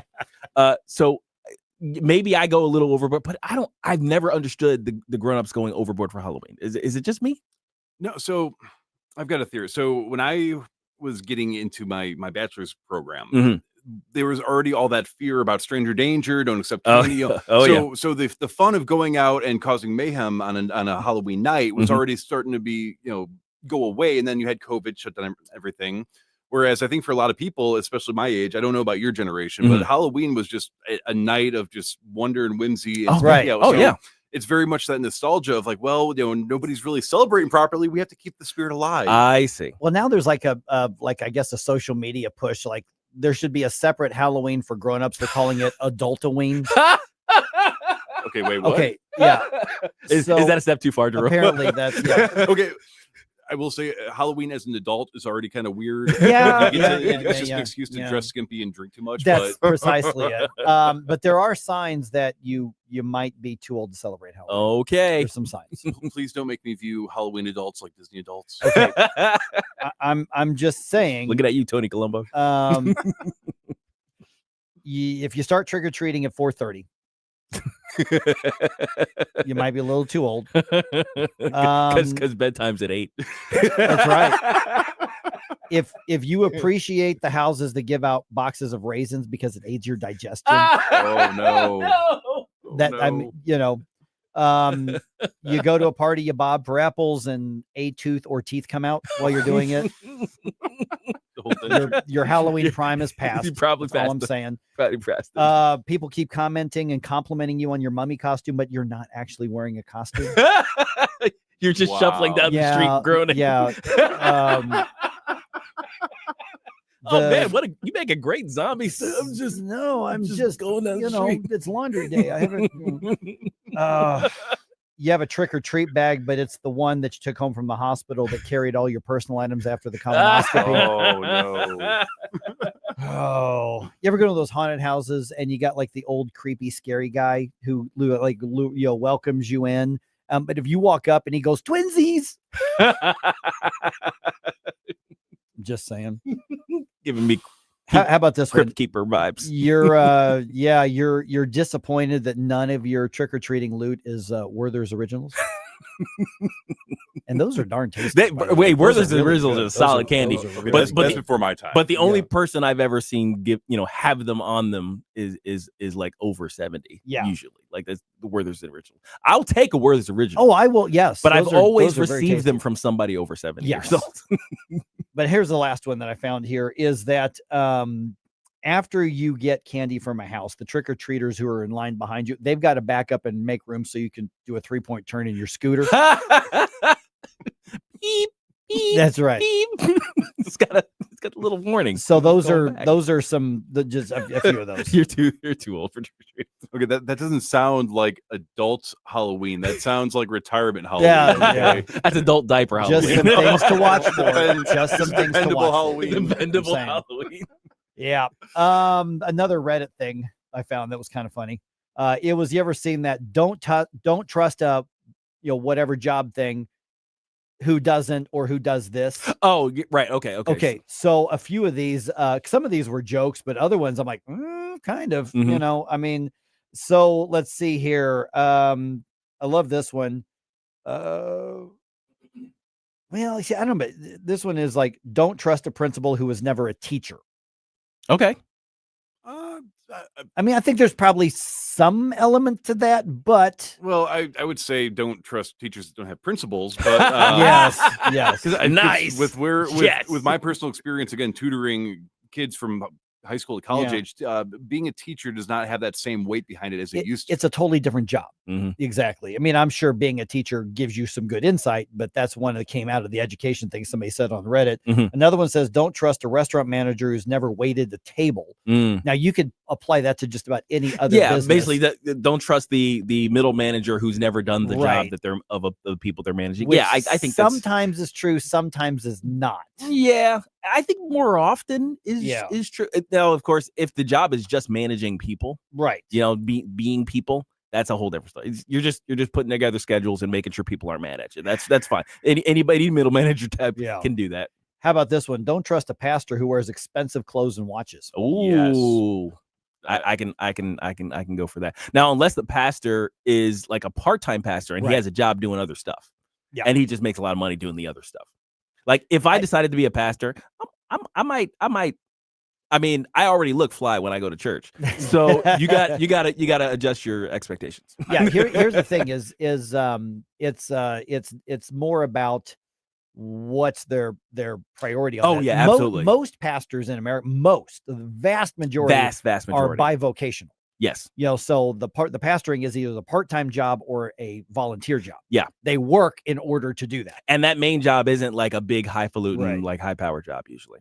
Yeah. Maybe I'm too Puritan, but I kind of want my pastors to be full-time devoted to God, not just part-time. I would love it. I would prefer it. Now, of course, because of the size of congregations, most of them can't afford a full-time pastor. Right. Because that's really the issue. The average church size is about 60 people. Yep. Oh, yep. That's the average church size in this country is 60 people. Yep. So it's just the mega churches that get all the other churches a bad name, basically. Yeah, essentially. Some of the others, I don't get this one. Don't trust a wine sales rep who wears heavy cologne and perfume. So the argument being made is it messes up your ability to taste samples in sales meetings. I was going to say that would be my assumption as well. Yeah, because my understanding is the smell of the wine is almost as important as the actual taste on your tongue. Yeah. Okay. Technologically advanced people here. Okay. There was one that said, don't trust an accountant who prefers Google Sheets to Excel.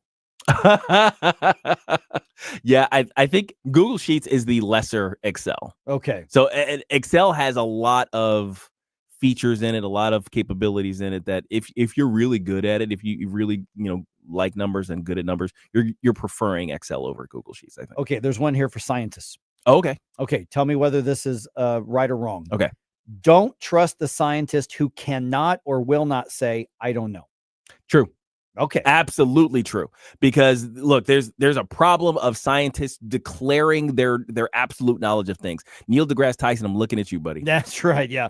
It says here, because a good scientist knows that they don't know. That's everything. true. That's the purpose of science is to find out. It is supposed to be the search for truth, not the declaration of my opinion as truth.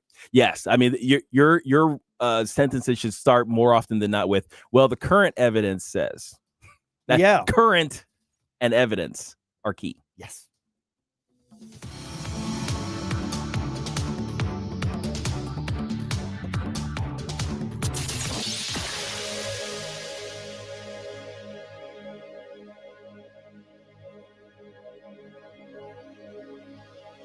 Listen up. The offer St. Louis can't stop talking about being held over by popular demand. Right now, Renewal by Anderson. Buy any window or door, get the next one 50% off. Plus, you might get 0 interest, no payments for 18 months. This is Renewal by Anderson, the full-service window and door replacement division of Anderson. That's a name you've trusted more than 122 years. Our exclusive FiberX frames, 200% stronger than vinyl. And remember, Anderson products increase your home's value by at least 15%. So make sure you take advantage of the offer while it's still being held over. Schedule your complimentary consultation at rbastl.com. 877-WINDOWS. 877-WINDOWS. Renewal by Anderson. This is award-winning quality, stronger windows, smarter investment. NewsTalkSTL is proud to have Doug Voss of Safe Money Radio as part of our lineup each week. Doug has been a staple on the St. Louis radio airways for many years as one of the leading financial experts in the area. You can now hear Doug and Safe Money Radio 2 times every weekend on NewsTalkSTL. But in case you miss anything, you can check it all out at DougVossSafeMoneyRadio.com. You could also reach Doug at 844-676-SAFE. That's 844-676-7233. Doug Voss is a registered representative. Securities offered through DHL Securities, LLLP, member FINRA and SIPC. Hungry for the best steak you'll ever have? Head to the heart of Moscow Mills and discover Harry J's, a local landmark and family-owned steakhouse, serving up excellence since '98. From mouth-watering appetizers to decadent desserts, Harry J's has something for everyone. Enjoy our extensive bar selection while soaking in our friendly family atmosphere. Whether dine-in or carry-out, your meal is prepared to perfection. Make the drive to 300 Main Street and treat yourself to a taste of Moscow Mills' finest. Harry J's, more than a steakhouse. We're a tradition. KLGY HD3 Clay, K270BW Bellefonte, KNBS Bowling Green. This is News Talk STL at 1019, 94.1, and always streaming at NewsTalkSTL.com. News this hour from Town Hall. I'm Rick Thomason. Israeli forensics experts say that one of the bodies returned by Hamas yesterday, part of the ceasefire deal, is not that of one of the Gaza hostages. The military now says the fourth body handed over to Israel by Hamas does not match any of the hostages. Meanwhile, relatives of some of the newly released Israeli hostages have been describing their joy of being reunited with their loved ones after 2 years of captivity in Gaza. Speaking at the Sheba Medical Center in Tel Aviv, where the freed hostages are receiving medical treatment, Liran Berman expresses his relief. For 738 days, our lives were trapped between hope and fear. Yesterday, that chapter ended. Seeing Gali and Ziv again, holding them after so long, was like feeling the world start to move again. I'm Charles Ledesma. 4 bodies were handed over by Hamas on Monday, 4 more yesterday, discounting the one that's not a hostage, 21 captives still unaccounted for. House Speaker Mike Johnson accusing Senate Democrats of being completely unreasonable in their demands for reopening the federal government. They would add the illegal aliens, non-citizens back to taxpayer-funded benefits. It would cost taxpayers nearly $200 billion. They would also remove a very reasonable and modest work requirement that we put on able-bodied young men with no dependents. As we've said, they should not be riding the wagon and taking Medicaid that is intended for vulnerable populations. Democrats have again blocked a Senate GOP bill to reopen the government at current spending levels, while talks would continue on longer-term funding measures. Armed with more precise drones, Russia has started using them to target Ukraine's vital rail network. Wall Street Dow futures up 225 points. NASDAQ futures ahead 241. More on these stories at townhall.com. Maybe this is you too. People are enormously frustrated with the cost of healthcare right now. There is an option. Hundreds of thousands of people have gone with MediShare. They like it more, and they're saving a lot of money. Perfect time for you to join, too. Apply before October 31st, and they will waive your application fee. That's $100 you'll be saving right off the bat, in addition to the thousands you can save every year. Call them now. Here's the number, 844-41-BIBLE. That's 844-41-BIBLE. MediShare is a community of Christians who've shared more than $9 billion in medical bills. It has worked beautifully for decades. And with so many people re-examining their options right now, seeing premiums going up and up, this is a great time to take advantage of this offer. Just tell them the promo code SHARE and save $100 before October 31st. Call 844-41-BIBLE. That's 844-41-BIBLE, 844-41-BIBLE. From the Michaels Flooring Outlet Weather Center. I'm meteorologist Chance Gotch with your first alert forecast. This morning, temperatures back towards the lower 60s will rise into the mid-80s by the afternoon, partly cloudy. Then into Thursday and Friday, temperatures into the mid-80s, looking dry by Saturday, welcoming some chances of some showers and storms. A few of those could be isolated strong to severe as we head off into Saturday. That'll clear by Sunday. On the back end of that, going to be tracking cooling temperatures. From the First Alert 4 Weather Center, I'm meteorologist Chance Gotch. This hour of News Talk STL is brought to you by Stifel, serving investors for over 130 years. Contact your Stifel financial advisor at stifel.com. That's STIFEL.com. Looking for family fun that's different? Rev up your weekend at AAA Motor Speedway in Owensville, Missouri. We're Missouri's second largest asphalt go-kart track, offering thrilling racing and safe family entertainment for all ages and skill levels. Experience the rush as you navigate every curve and straightaway. Private events available. Create memories that last a lifetime at AAA Motor Speedway. Thank you to all of our veterans for your military service. We salute you. Visit AAAMotorspeedway.com and experience the rush today. Get ready for a spooktacular good time. The Greater Augusta Chamber of Commerce invites you to our annual Halloween open house at the Augusta Town Hall, corner of Walnut and Green Streets in downtown Augusta. Join us for a potluck featuring chili, soup, and snacks, plus warm, clean bathrooms for the little trick-or-treaters. We can't wait to see all those amazing costumes. Everyone's welcome. Learn more at AugustaChamber.org. Mike Ferguson. This is the kind of adventure I usually have to force upon us, and here it is, falling into our laps. Gabe Phifer. They're buying it.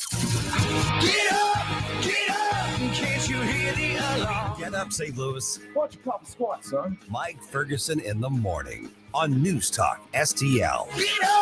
Get up, this is your cousin. Ooh, this has been a lively one today. Oh, yes. Yeah. Wow. Even off air. Yeah, it has been. All right. The sheriff is in jail.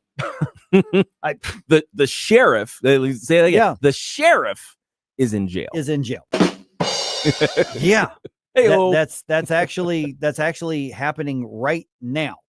So I'll give you some basic details. We spoke with KMOV's David Amilati very early this morning, and so he had a lot of the facts that you don't generally get in in a quick TV report or anything like that. So he's going to fill us in on that right around 8:20 or so here.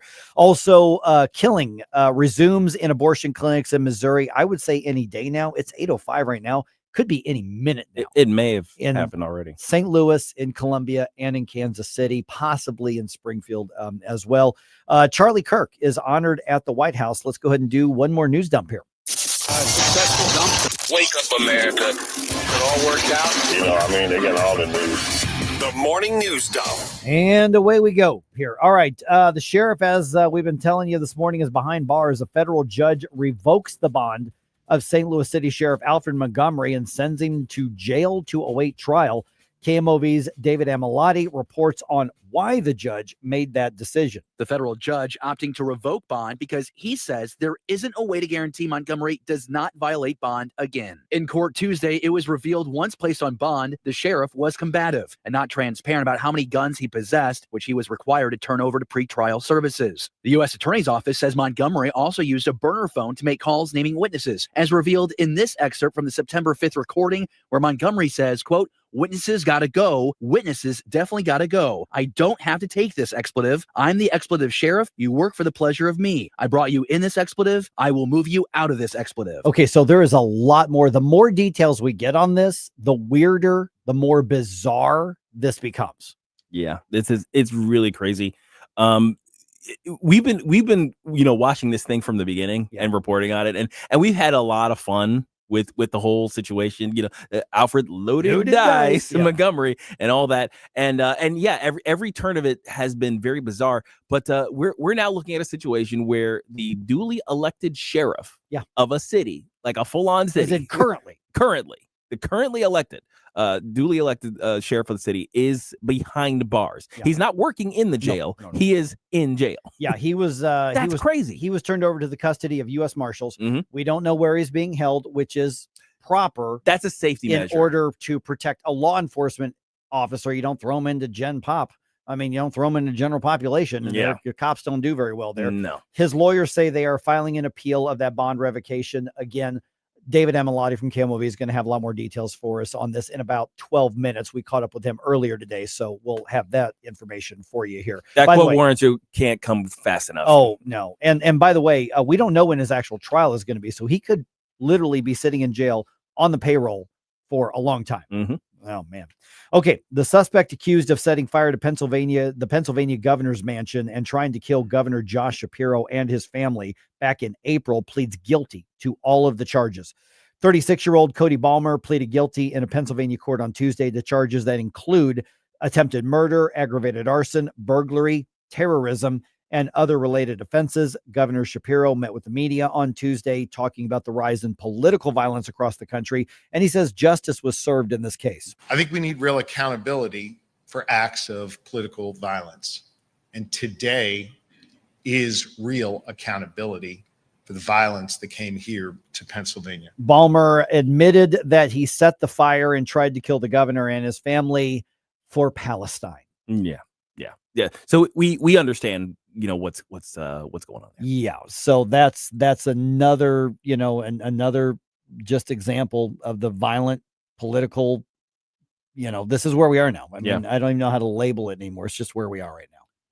I mean, I don't want to get too draconian, but I have this sinking suspicion if we brought back public executions for people like this, that might deter the rest of these weirdos that think that's acceptable behavior. Maybe caning too. Some flogging. Do the Singapore thing. Yeah. He kill haul them. It looks like he's going to do at least 25 years. Right.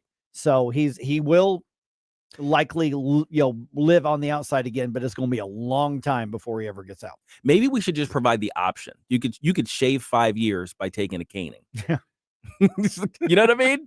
Wow. And make it public. Yeah. All right.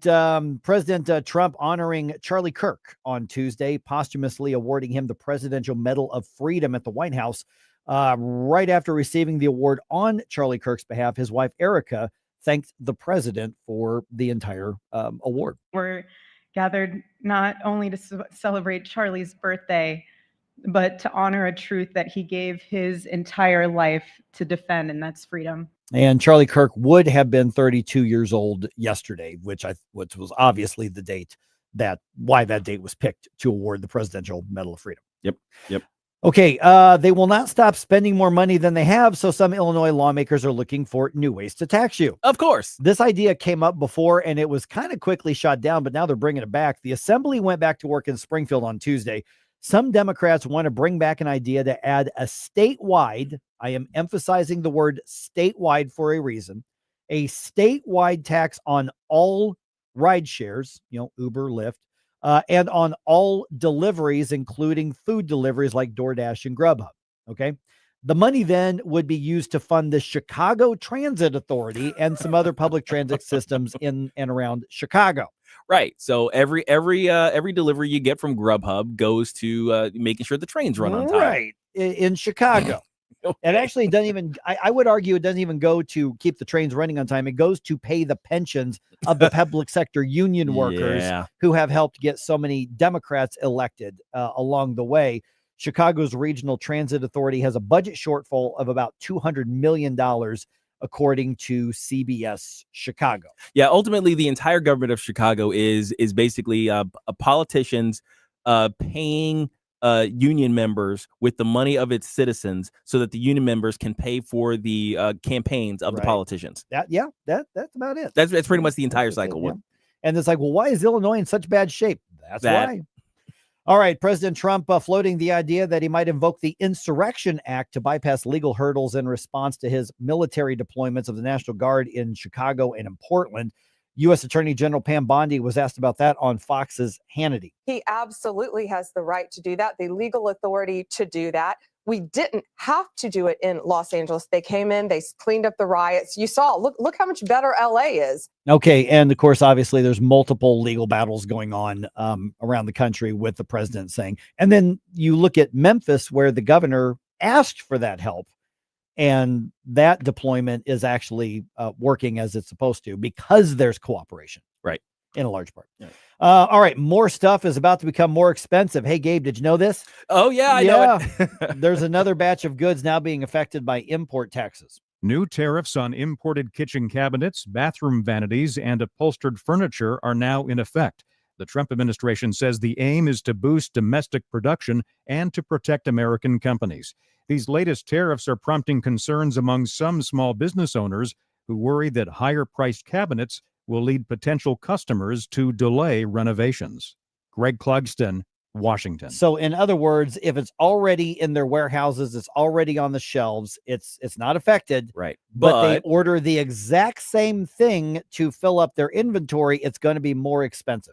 Yes, and that's pushing my timeline a little forward, I think, on my kitchen reno, trying to make sure that I get the cabinets that are already in the factory because, those tariffs aren't just affecting full-on cabinets. Right. They're affecting the base materials that American cabinet makers use to build the cabinets. I think the ones I've ordered are from an American company. I think most of the ones you'll find at like Home Depot are American companies that assemble these things and deliver them, but they're buying some of their materials from overseas, and that's going to have a big impact. Because you're wanting to redo your... I'm trying to redo my kitchen. Yeah. I'm trying to increase the value of my home, and yeah, now that's going to cost me a little more. And so that's the thing. And that's the point I've been trying to make for quite a while now is, listen, you can talk about, well, it's going to protect this American company over this. First of all, it's not government's job to pick winners and losers at all. But even you buy into that, understand that you're doing it at the expense of the consumers. You're doing it at the expense of Gabe, everybody. Yeah, I mean, come on.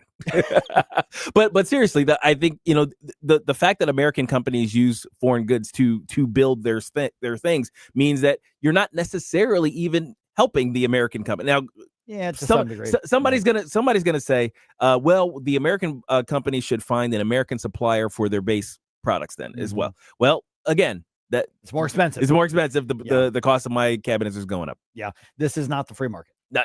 This is not. Just saying. All right. Blues are back on home ice tonight. They host the Blackhawks with the puck drop at 8:30 because late game, because this is TNT's national late game. Blues are 2-1-0 on the season. Dodgers take a 2-game lead in the National League Championship Series. They beat the Brewers in Milwaukee again. This time score was 5-1. American League Series resumes tonight. Blue Jays are in Seattle to play the Mariners in Game 3 of that series. Toronto is up 2-0. First pitch is at 7:08, and that one's on FS1. Cold mind to fight your war. Stop it right now. I have had enough of this. Turn my eyes to your indifference. Stop it right now before you blow us all. Mike Ferguson in the morning. He picked the wrong schoolyard to come into, I have to tell you this. On News Talk STL.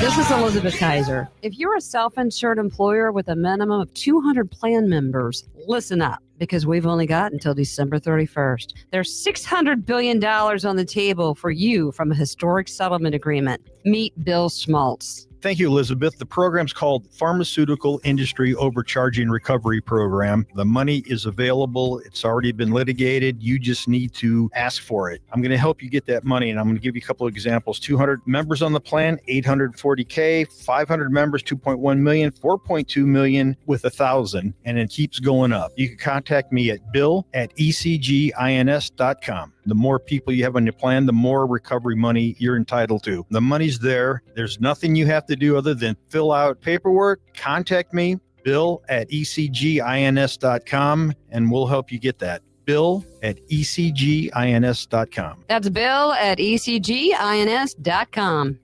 I'm Dr. TJ, owner of the Institute of Natural Health, co-owner of Optimal Nutraceuticals, and the host of Wellness One. Wellness One is designed to cut through the nonsense and provide you common sense science-based information regarding health and wellness. On the show, we discuss topics like thyroid health, gut health, hormone optimization, and many others. Our show airs Saturdays at 10 a.m. and 2 p.m. and Sundays at 11 a.m. and 3 p.m. right here on NewsTalkSTL. And you can visit us at inhstl.com. That's inhstl.com. Hey, it's Jamie Allman here for The Barn in beautiful Columbia, Illinois, offering a unique experience with an upscale feel that's sure to make your visit unforgettable. More than 100 different bourbons, 30 vodkas, plus an expansive outdoor patio, upstairs banquet facility, seating up to 50. You can reserve that. Call for rates. Live music every Friday and Saturday. Last Queen Standing. And extreme bar bingo every Thursday, plus Tequila Tuesdays. I'm heading over there right now. The Barn, right there in gorgeous Columbia, Illinois. This is 101.9 and 94.1. I have to tell you, if this is how they're going to behave, I'm rethinking my position. News Talk STL.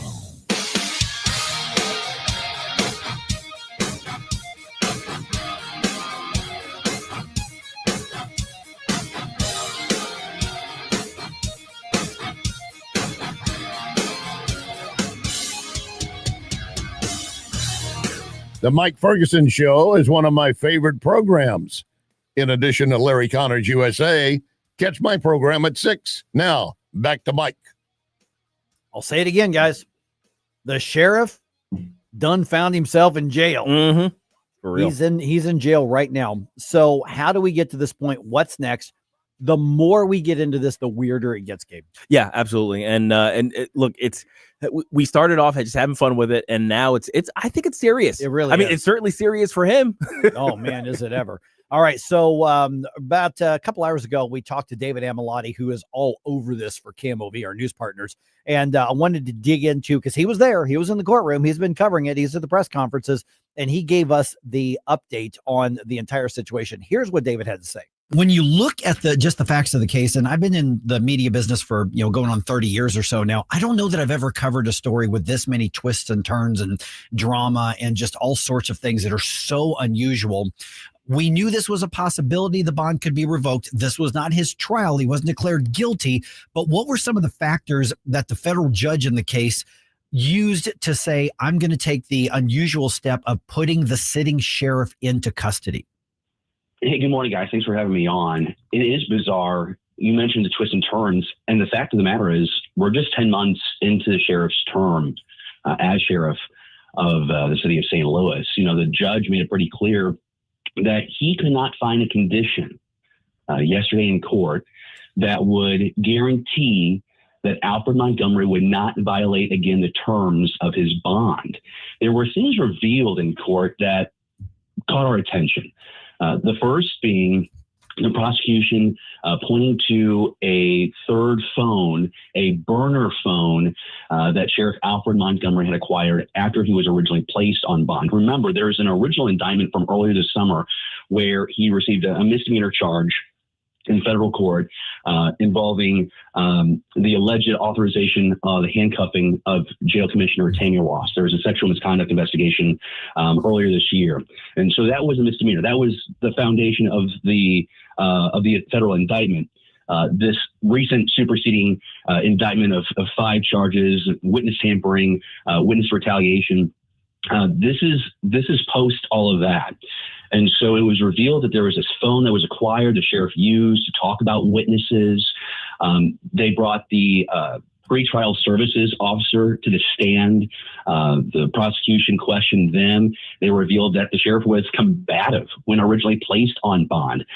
They are required to take any firearms an individual has when placed on bond. He said he might have 6. It was revealed he had 14 firearms in his home. It was said that they were legally possessed, but there was that discrepancy on how many they would have. 2 assault rifles were included in that list of 14 firearms in court. And it was these multiple attempts of not following the direction of the federal judge while on bond that ultimately resulted in the U.S. Attorney's Office getting its wish that bond be revoked. And now you have Alfred Montgomery held in jail indefinitely until we have a hearing date on the calendar. Yeah, because there's no trial date scheduled as of this point. So it's possible that the sheriff could be in jail for quite a while. Thank you. And that's important to make clear. There's no trial date set. So the defense team, which you have Justin Gelfand, you have a former judge, retired judge, now attorney David Mason, making part of the sheriff's legal team.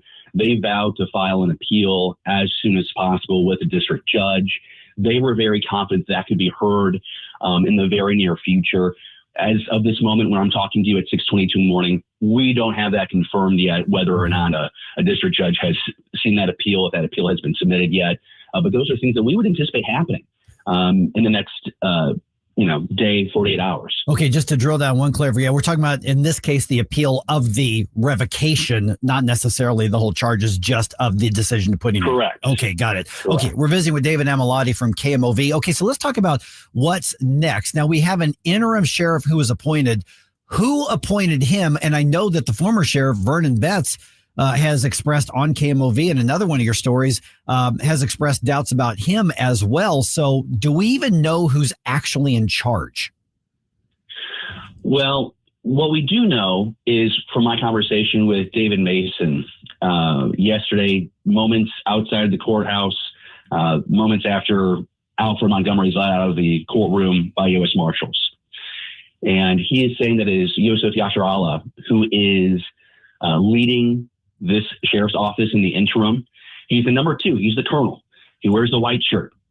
He has been seen at several hearings.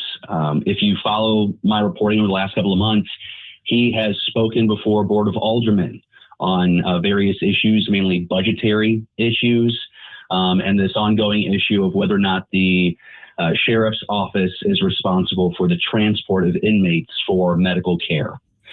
So he has been somewhat visible, not as visible as the sheriff, but I'm told he's the number 2. Okay. And David Mason points to Yosef having roughly 30 years of experience. I mean, David Mason in my reporting on camera even says that Yosef served as Mason's bailiff. I think he said 7 or 8 years. So there's a prior relationship there. I do want to point out in court yesterday in federal court, the prosecution, when having pretrial services on the stand, it was revealed that allegedly Yosef and Montgomery are close friends. Mason disputes that.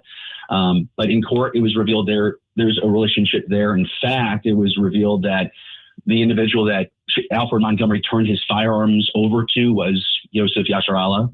And then I think it's also important to point out that Yosef is also on this 3-person committee, along with David Mason, that's at the center of some of these more recent federal felony charges. They sit on this employee advisory committee that makes employment decisions. David Mason says that's a very legitimate structure as far as keeping the sheriff separate from some of those employee decisions. But there are optics that you have the sheriff's friend and then you have the sheriff's attorney on that committee. Anyways, that is also being discussed in court. But that's right now, that's what I know of Yosef Yasharallah. And then, of course, as you referenced, our reporting last night at 10 o'clock where Vernon was vocal about his relationship. Okay, so has the defense or the sheriff himself responded to the calls from the mayor, the president of the Board of Aldermen, and some other elected officials calling on him to resign? We know he hasn't resigned. Frankly, personally, I'll be surprised if he does. But have they responded to those public calls? I have not seen a moment where the sheriff has directly responded to these calls for resignation in the last 24 hours. I can tell you in the past, he said he wouldn't resign. I can tell you that David Mason has said that his client will not resign. And even if you look at the way the statement was released yesterday about Yosef Yasharallah becoming the interim sheriff, the language there in the post from Alfred Montgomery's account is that the sheriff's office remains fully operational. Alfred Montgomery remains the duly elected sheriff, and Yosef Yasharallah, Colonel Yosef Yasharallah, has been designated to serve as interim sheriff until further notice. And my assumption would be that until further notice is when we have a hearing in place or we have a trial date in place. So it sounds like it's Yosef's gig until the courts put a date on the calendar. And this is all a separate case from the quo warranto from the Attorney General's office as well. So there are multiple fronts on this. There are, and it's interesting to see how the two are connected. They are separate cases. You have one at the state, one at the federal level. The defense yesterday making it pretty clear that they disagreed, while respecting the court's decision, they disagreed about putting Sheriff Montgomery behind bars. They referenced Judge Stephen Omer in the Quo case, saying that it's within his right to decide if the sheriff should be removed or not, that the steps taken in the federal court may somehow disrespect the power that the state's Supreme Court, the authority given to Stephen Omer to make rulings. But we heard from Attorney General Catherine Hanaway shortly after the news was released. And she basically said it's impossible to do the job from behind bars. And then also echoing the calls for resignation, like we heard from Mayor Kara Spencer, like we heard from Board of Aldermen President Megan Green. I think that the actual language of the mayor was calling the whole thing absurd. Yeah. So those voices, in unison, saying that something needs to change. Oh, we're back. Look, the shutdown continues. Let's get into why Democrats are blocking government from reopening. How expensive is their wish list? We'll parse the facts about that at 8:35.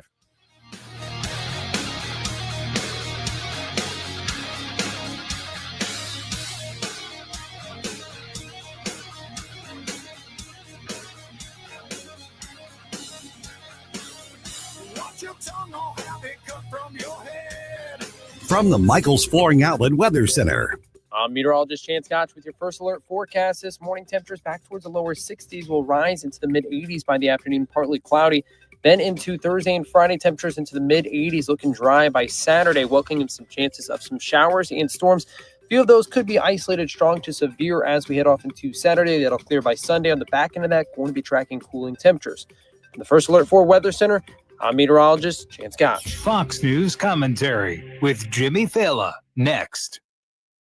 If your cash is sitting in a savings account, it's at risk. Old school advice says save more, but today the strategy is broken. When inflation spikes, they print money or cut rates, your dollar shrinks. So do your savings. The solution? Own something real. Physical gold and silver. When the dollar drops, gold and silver prices rise. And with Noble Gold, owning gold is simple. Just visit noblegoldinvestments.com and chat with a specialist. The knowledge is free. The protection is priceless. Visit noblegoldinvestments.com. Past performance may not be indicative of future results. Investing in precious metals involves risk. Consult your financial advisor before making investment decisions.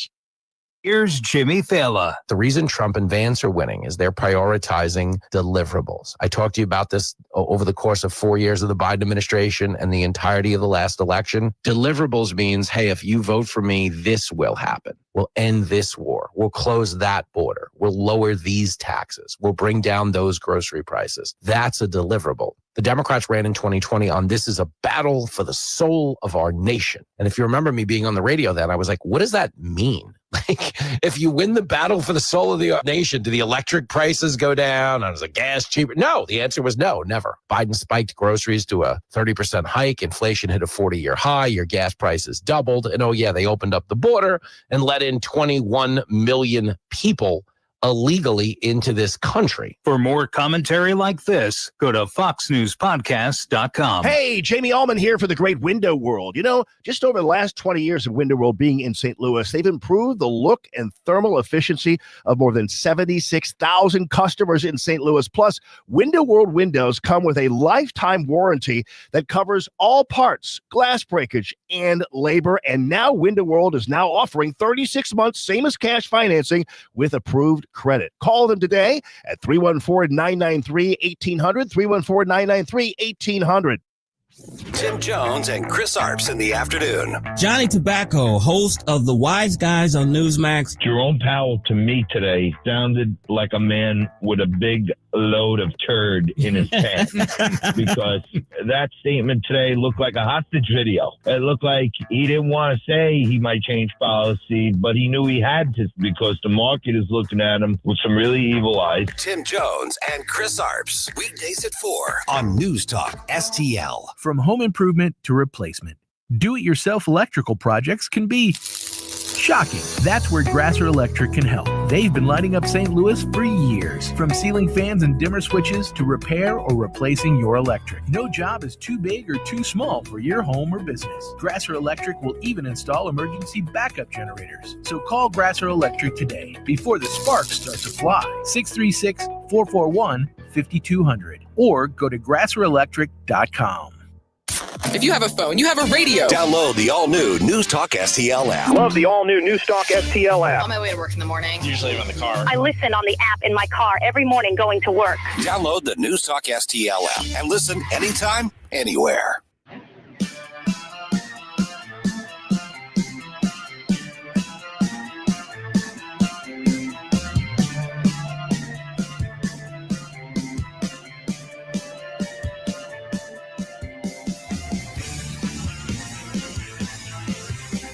Tim Jones here. You're obviously a smart person because you're listening to Mike, Gabe, producer Jerome, and the gang at Mike Ferguson in the morning. Don't forget to stick around for Jones and Arps every Monday through Friday, 4 to 6 p.m. All right. When it comes to the government shutdown, let's talk about what we're talking about. You know, what the Democrats are demanding be not just funded, but in some cases even expanded when it comes to the spending on this. And this all goes back over a decade to Obamacare. And so to some degree, you've got just a difference of the size scope of government. You've also got the politics of the moment, but you've also got the chickens coming home to roost after Obamacare was passed all those years ago. All right. I'm Mike Ferguson. That is producer Jerome. We're now joined by Jeremy Nighohossian from the Competitive Enterprise Institute. Interesting op-ed here. So on the surface, Jeremy, this would sound like this is really wonky, dry stuff, but really we're talking about a lot of things interwoven into one. Your article, The Problem with Obamacare is Obamacare. So let's break down, get past just the partisan finger pointing, what the Democrats are holding out for. They say it's just those tax credits, but what we're really talking about are subsidies to prop up a system that we've been dealing with for a long time. Yeah, I think that's right. So in the op-ed, I was talking about one of the main arguments going on today is to extend the subsidy expansion that happened during COVID. So during COVID, the Democrats passed an expansion of the subsidies for the Affordable Care Act, or Obamacare, and it increased the subsidies for the people who were already receiving the subsidies, but it also extended the subsidies to a group of people who weren't receiving them before. And in the op-ed, I was talking about how one of the reasons, a big reason, that this other group wasn't receiving these subsidies before was because they were earning higher incomes. And back then, the way the subsidies worked was they probably wouldn't get much of a subsidy anyway because the premiums were so low that the government, through their calculations, wouldn't have to be paying out very high amounts to these people just by virtue of how everything was working out. But in the interim, in the 15 years since Obamacare was written, premiums have gone up so fast, I mean, more than 3 times as fast as general inflation, that this group of people who are making 4 times the poverty level, now all of a sudden their premiums are high enough that they would get subsidies. And so one of the things that Democrats want to do is they want to expand the original deal with Obamacare so that subsidies are given to these people now, and because they need them more than they needed them when the bill was passed, contrary to the promise that Obamacare was going to bend the cost curve downward and fix the cost problem in healthcare. Okay, so what does that subsidy look like? I mean, what does the taxpayer money going out look like? Is that a check to the insurer? Is that a check to the, I mean, people are saying, well, wait a minute, where does that come from? Because we're not talking about basically, just comping a service. We're talking about checks being written from the Treasury that's collected from us taxpayers and going to somebody. Where does that go? That goes to insurance companies. So it kind of works like a voucher. So it is given via enrollees in Obamacare. It is given indirectly. It passes through them and goes directly to the insurance company to pay for their insurance. So are we talking about essentially Obamacare on life support, or are we talking about the Democrats trying to preserve a system that has failed, or are we just talking about a moment in time with an economy that's shaky? I think when this was passed in 2021, I think you could make the argument that it was an economy that was shaky, that it made sense to increase the subsidies and make sure that everyone was covered during the pandemic. But since then, it's been 4 years since 2021, and I think by all accounts, the pandemic is over.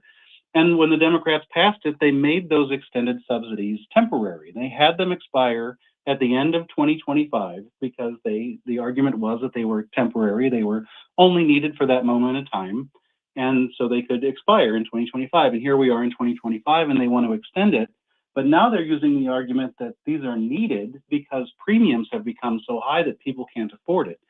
And I think part of the reason that premiums have gone as high as they have is because of the inner workings of the Affordable Care Act that has made things so expensive and has put in all these different regulations and restrictions to make these insurance plans charge higher and higher premiums where they weren't charging as high as back when the law was written.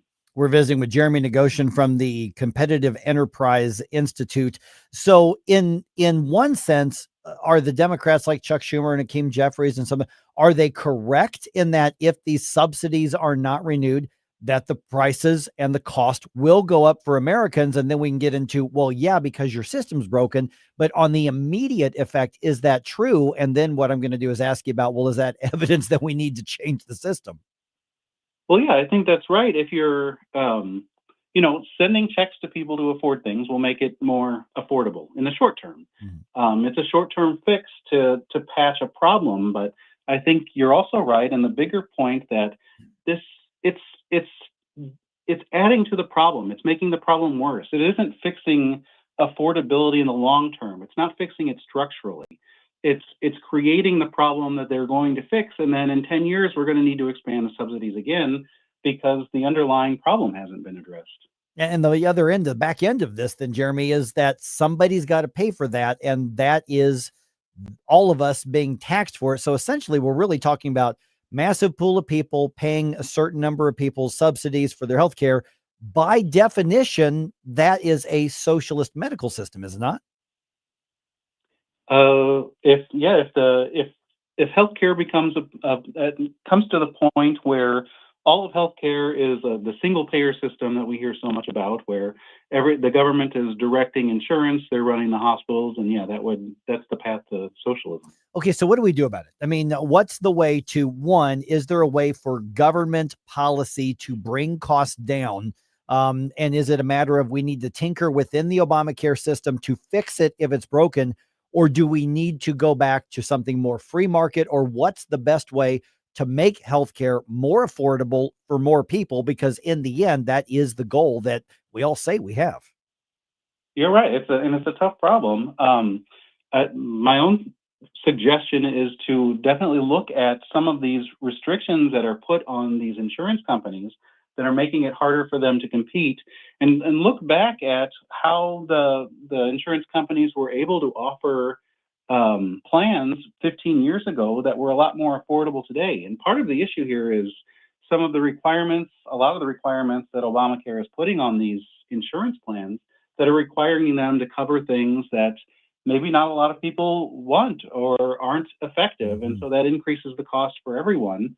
And I think there's also this problem of a bad risk pool, where as the plans get structured in certain ways, then young people may not want to join it, and that weights these plans towards maybe older, sicker people, and that raises the costs. And so there are a lot of regulations that could be looked at to try to address this, but just throwing good money after bad doesn't seem to be a long-term solution here. Yeah, I remember when this debate was happening before it was actually passed, and the now infamous "this is what change looks like" comment from then President Obama. And I remember one of the things that was being debated was part of Obamacare not allowing insurance coverage to designate higher risk or better risk. So in other words, you could get a lower premium if you lived a healthier lifestyle.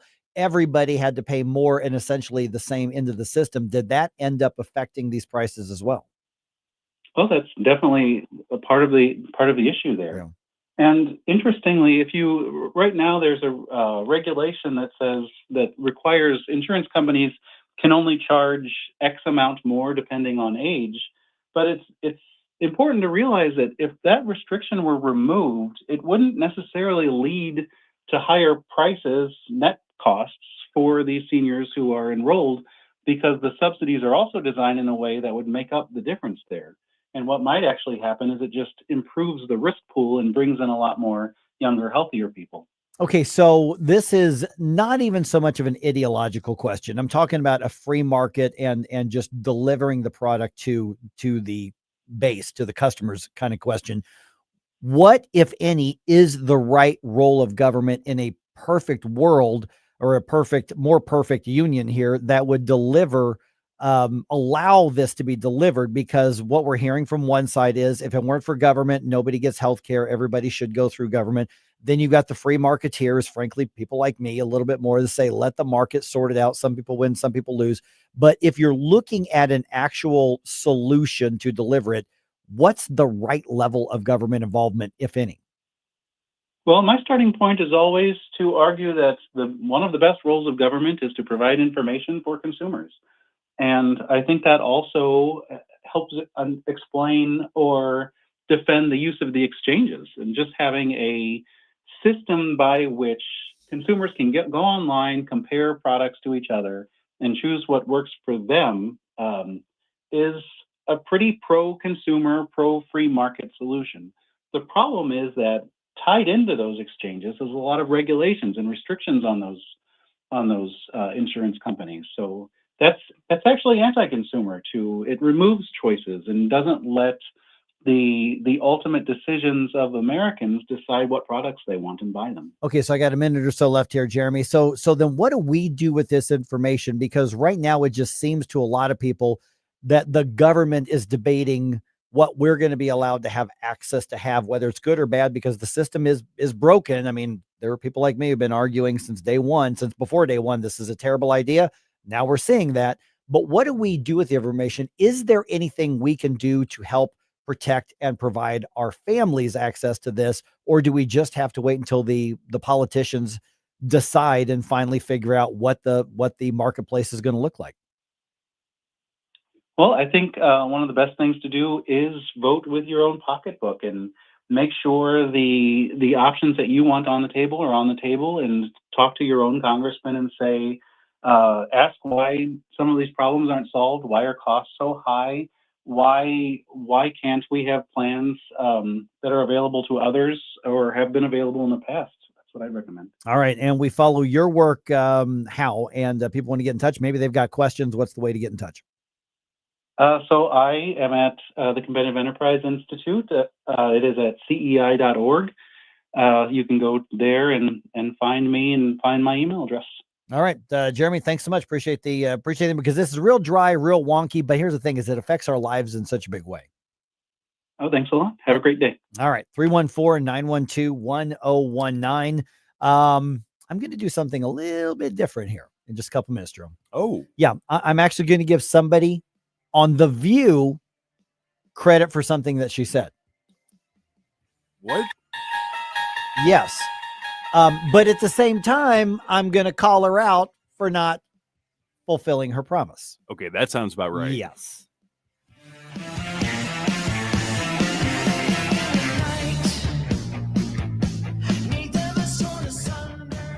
Hey, it's Susie Moore. If new flooring makes you think hassle, think again, because Michael's Flooring is changing the game.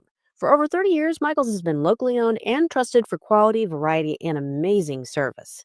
Whether it's carpet, hardwood, laminate, luxury vinyl, or ceramic tile, their expert team makes installing new floors exciting, not stressful. That's why customers keep coming back.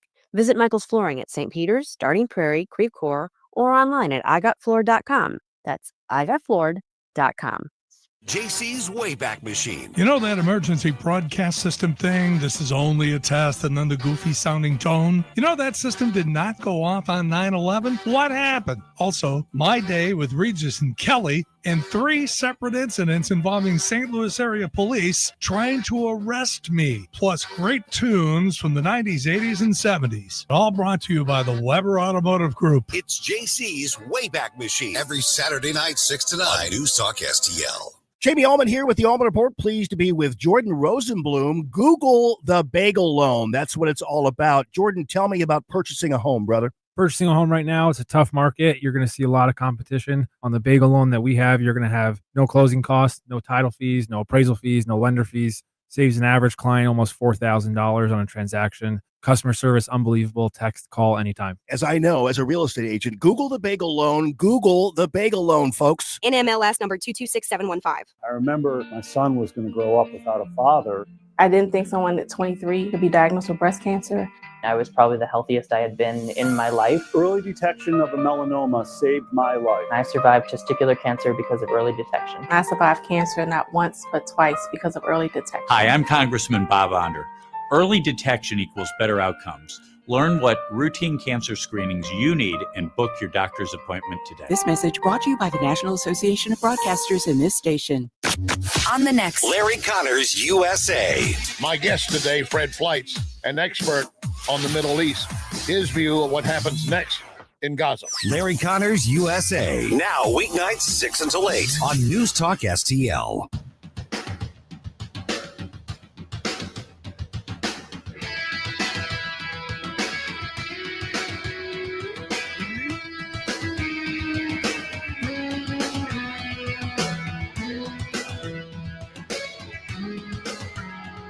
Hey folks, Jamie Allman here, waiting for you for the 3 Martini Lunch, the Common Sense Radio, the Allman Report on News Talk STL. Now back to Mike Ferguson in the morning. I just love it when when the leftist media types back themselves into a corner and then predictably just go, doesn't matter, Yeah. Okay, so we're going back almost a year now. So December of 2024, all of the hens are cackling on The View. Okay. And Alyssa Farah is one of the View cacklers. And they were talking about the situation with the war in between Israel and Hamas and the hostages. And Alyssa Farah actually said this as part of the conversation. My point when I say I'm not going to be apocalyptic, it's not changing a tune. It's not making every single thing a 5-alarm fire. Yeah. If he does good, if he gets the Israeli hostages out, I promise I will wear a MAGA hat for one day on the show and say, thank you for doing it. Yeah.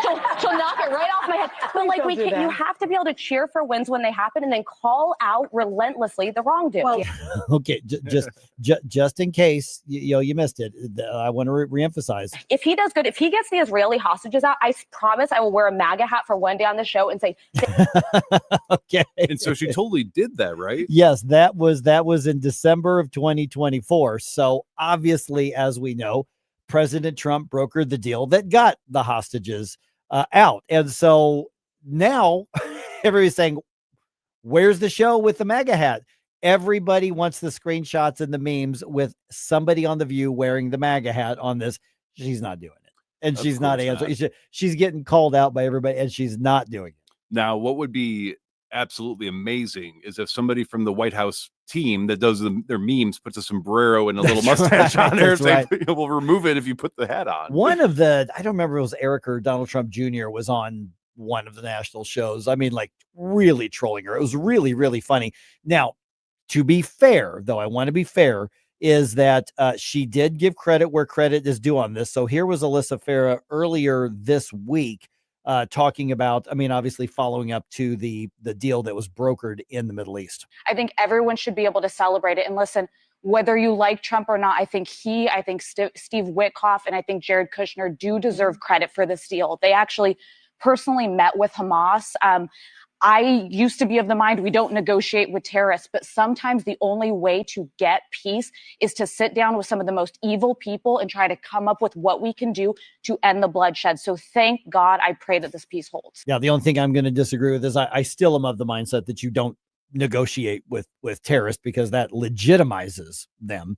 But other than that, you give credit where credit's due. You know that did not go over well on The View because there was not a single clap. There was not a single, Whoopi Goldberg wasn't going, oh, you're right. We got to give. That's not generally how they think or behave. Because yes, I watch clips of The View, so you don't have to. Thank you. And when she was saying earlier is you celebrate the wins, even when you don't like the person. Well, that's true. And that's like the one thing she got right. Yeah, now I'm still disappointed that, if you make a verbal contract like that, then you need to honor it. But that's the thing that I think is very infuriating about people like this, or groups like The View and opinionated people like that, is that the level of arrogant ignorance to drastically undermine and underestimate in the face of all available evidence the capability of somebody, because President Trump has been very vocally about trying to get these peace deals, and in a lot of other nations that didn't really make the headlines to this degree, he has brokered a lot of peace deals between conflicting nations. So to sit there and to think, well, of course I'm always right about everything, to do something like that and not honor, I mean, you would gain so much more respect if you just put the darn head on. Here's the funny part here's what she should do. She's not going to do this, but what she should do, knowing that doing this is going to result in a million memes on social media, is just say, you know what? It's all over social media. I said I was going to wear a MAGA hat.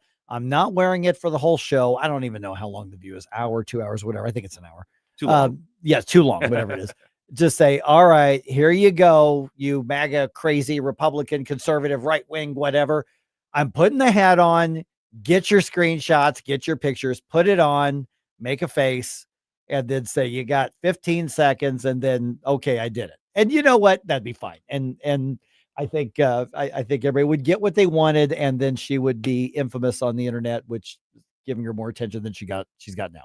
Yeah, this kind of reminds me. There's a economic person. I can't remember the show he does, but its name's like something Kramer, and he's notorious. Oh, yeah. On I know you're talking. Yeah, and he's notorious for consistently making bad predictions and being wrong about things. Yes, he is. But he said a couple of years ago, he said, "I will eat crow if this stock does not rise," and then he literally got a fake crow and did it on camera. And it's like, see, even though I still think that you don't deserve a show for what you do based on your economic analysis being consistently wrong, at the very least, you are able to have that level of self-awareness. And I think that's the frustration. It's not just making these claims of like, oh, well, if you can do it, I'll put a head. It's the inability to get over your own self, to engage at your own expense in this kind of humor. You said it, follow through. You know what? You live in the public eye. That's how it goes. It can be funny stuff.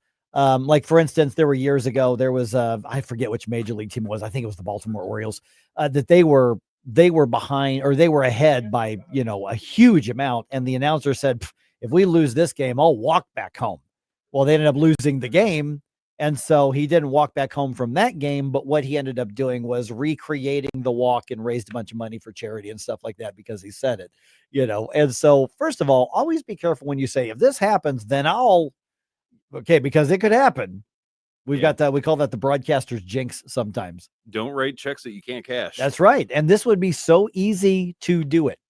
That's the funny part on this. Yep. Now we have our good friend Dave, who sometimes likes us, sometimes doesn't. So hopefully he likes us this time. All right, Dave. I always love you guys. I just don't always agree, but that's the beauty of our side. We can agree to disagree. Love it.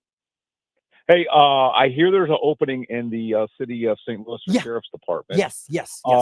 Real quick, I'm actually shocked that the morons down there haven't convened to come up with some kind of clause in there that, like if you're arrested and you can't affect your duties, that they can remove you for cause. Yeah. That's all I wanted to say, guys. I get it, Dave. Thanks so much. Yeah. And that's that's the thing that it seems to be. And again, David Amilati over at Channel 4 is doing a really good job covering this. He and actually a couple other reporters. Is there some confusion on what happens right now? Because Alfred Montgomery is still the sheriff, but he is obviously incapacitated and in jail, so he can't make day-to-day operations. So the number 2 guy is now the interim mayor interim sheriff, or acting sheriff, if you will, on the assumption that if Loaded Dice gets out of jail, that he resumes his job. But the thing is, if the courts don't remove him from office, then who picks the replacement? Normally, you would say if a sheriff retires, dies, gets elected to another office, whatever the case is before the election, generally speaking around the state, the governor appoints somebody. But St. Louis City has a different charter and a different standing. So does the mayor do it? Does the board of aldermen do it? Do you rush to another election? We're not really sure right now. And that's why everybody's going to have to figure out, well, what happens next? Vernon Betts, the former sheriff, says, I'll come back and be the interim. The other people are being suggested, former St. Louis City police chief, that sort of thing. I don't know what they're going to do, because right now it's kind of ambiguous as to who gets to make that decision. And so that's going to be part of what they got to figure out.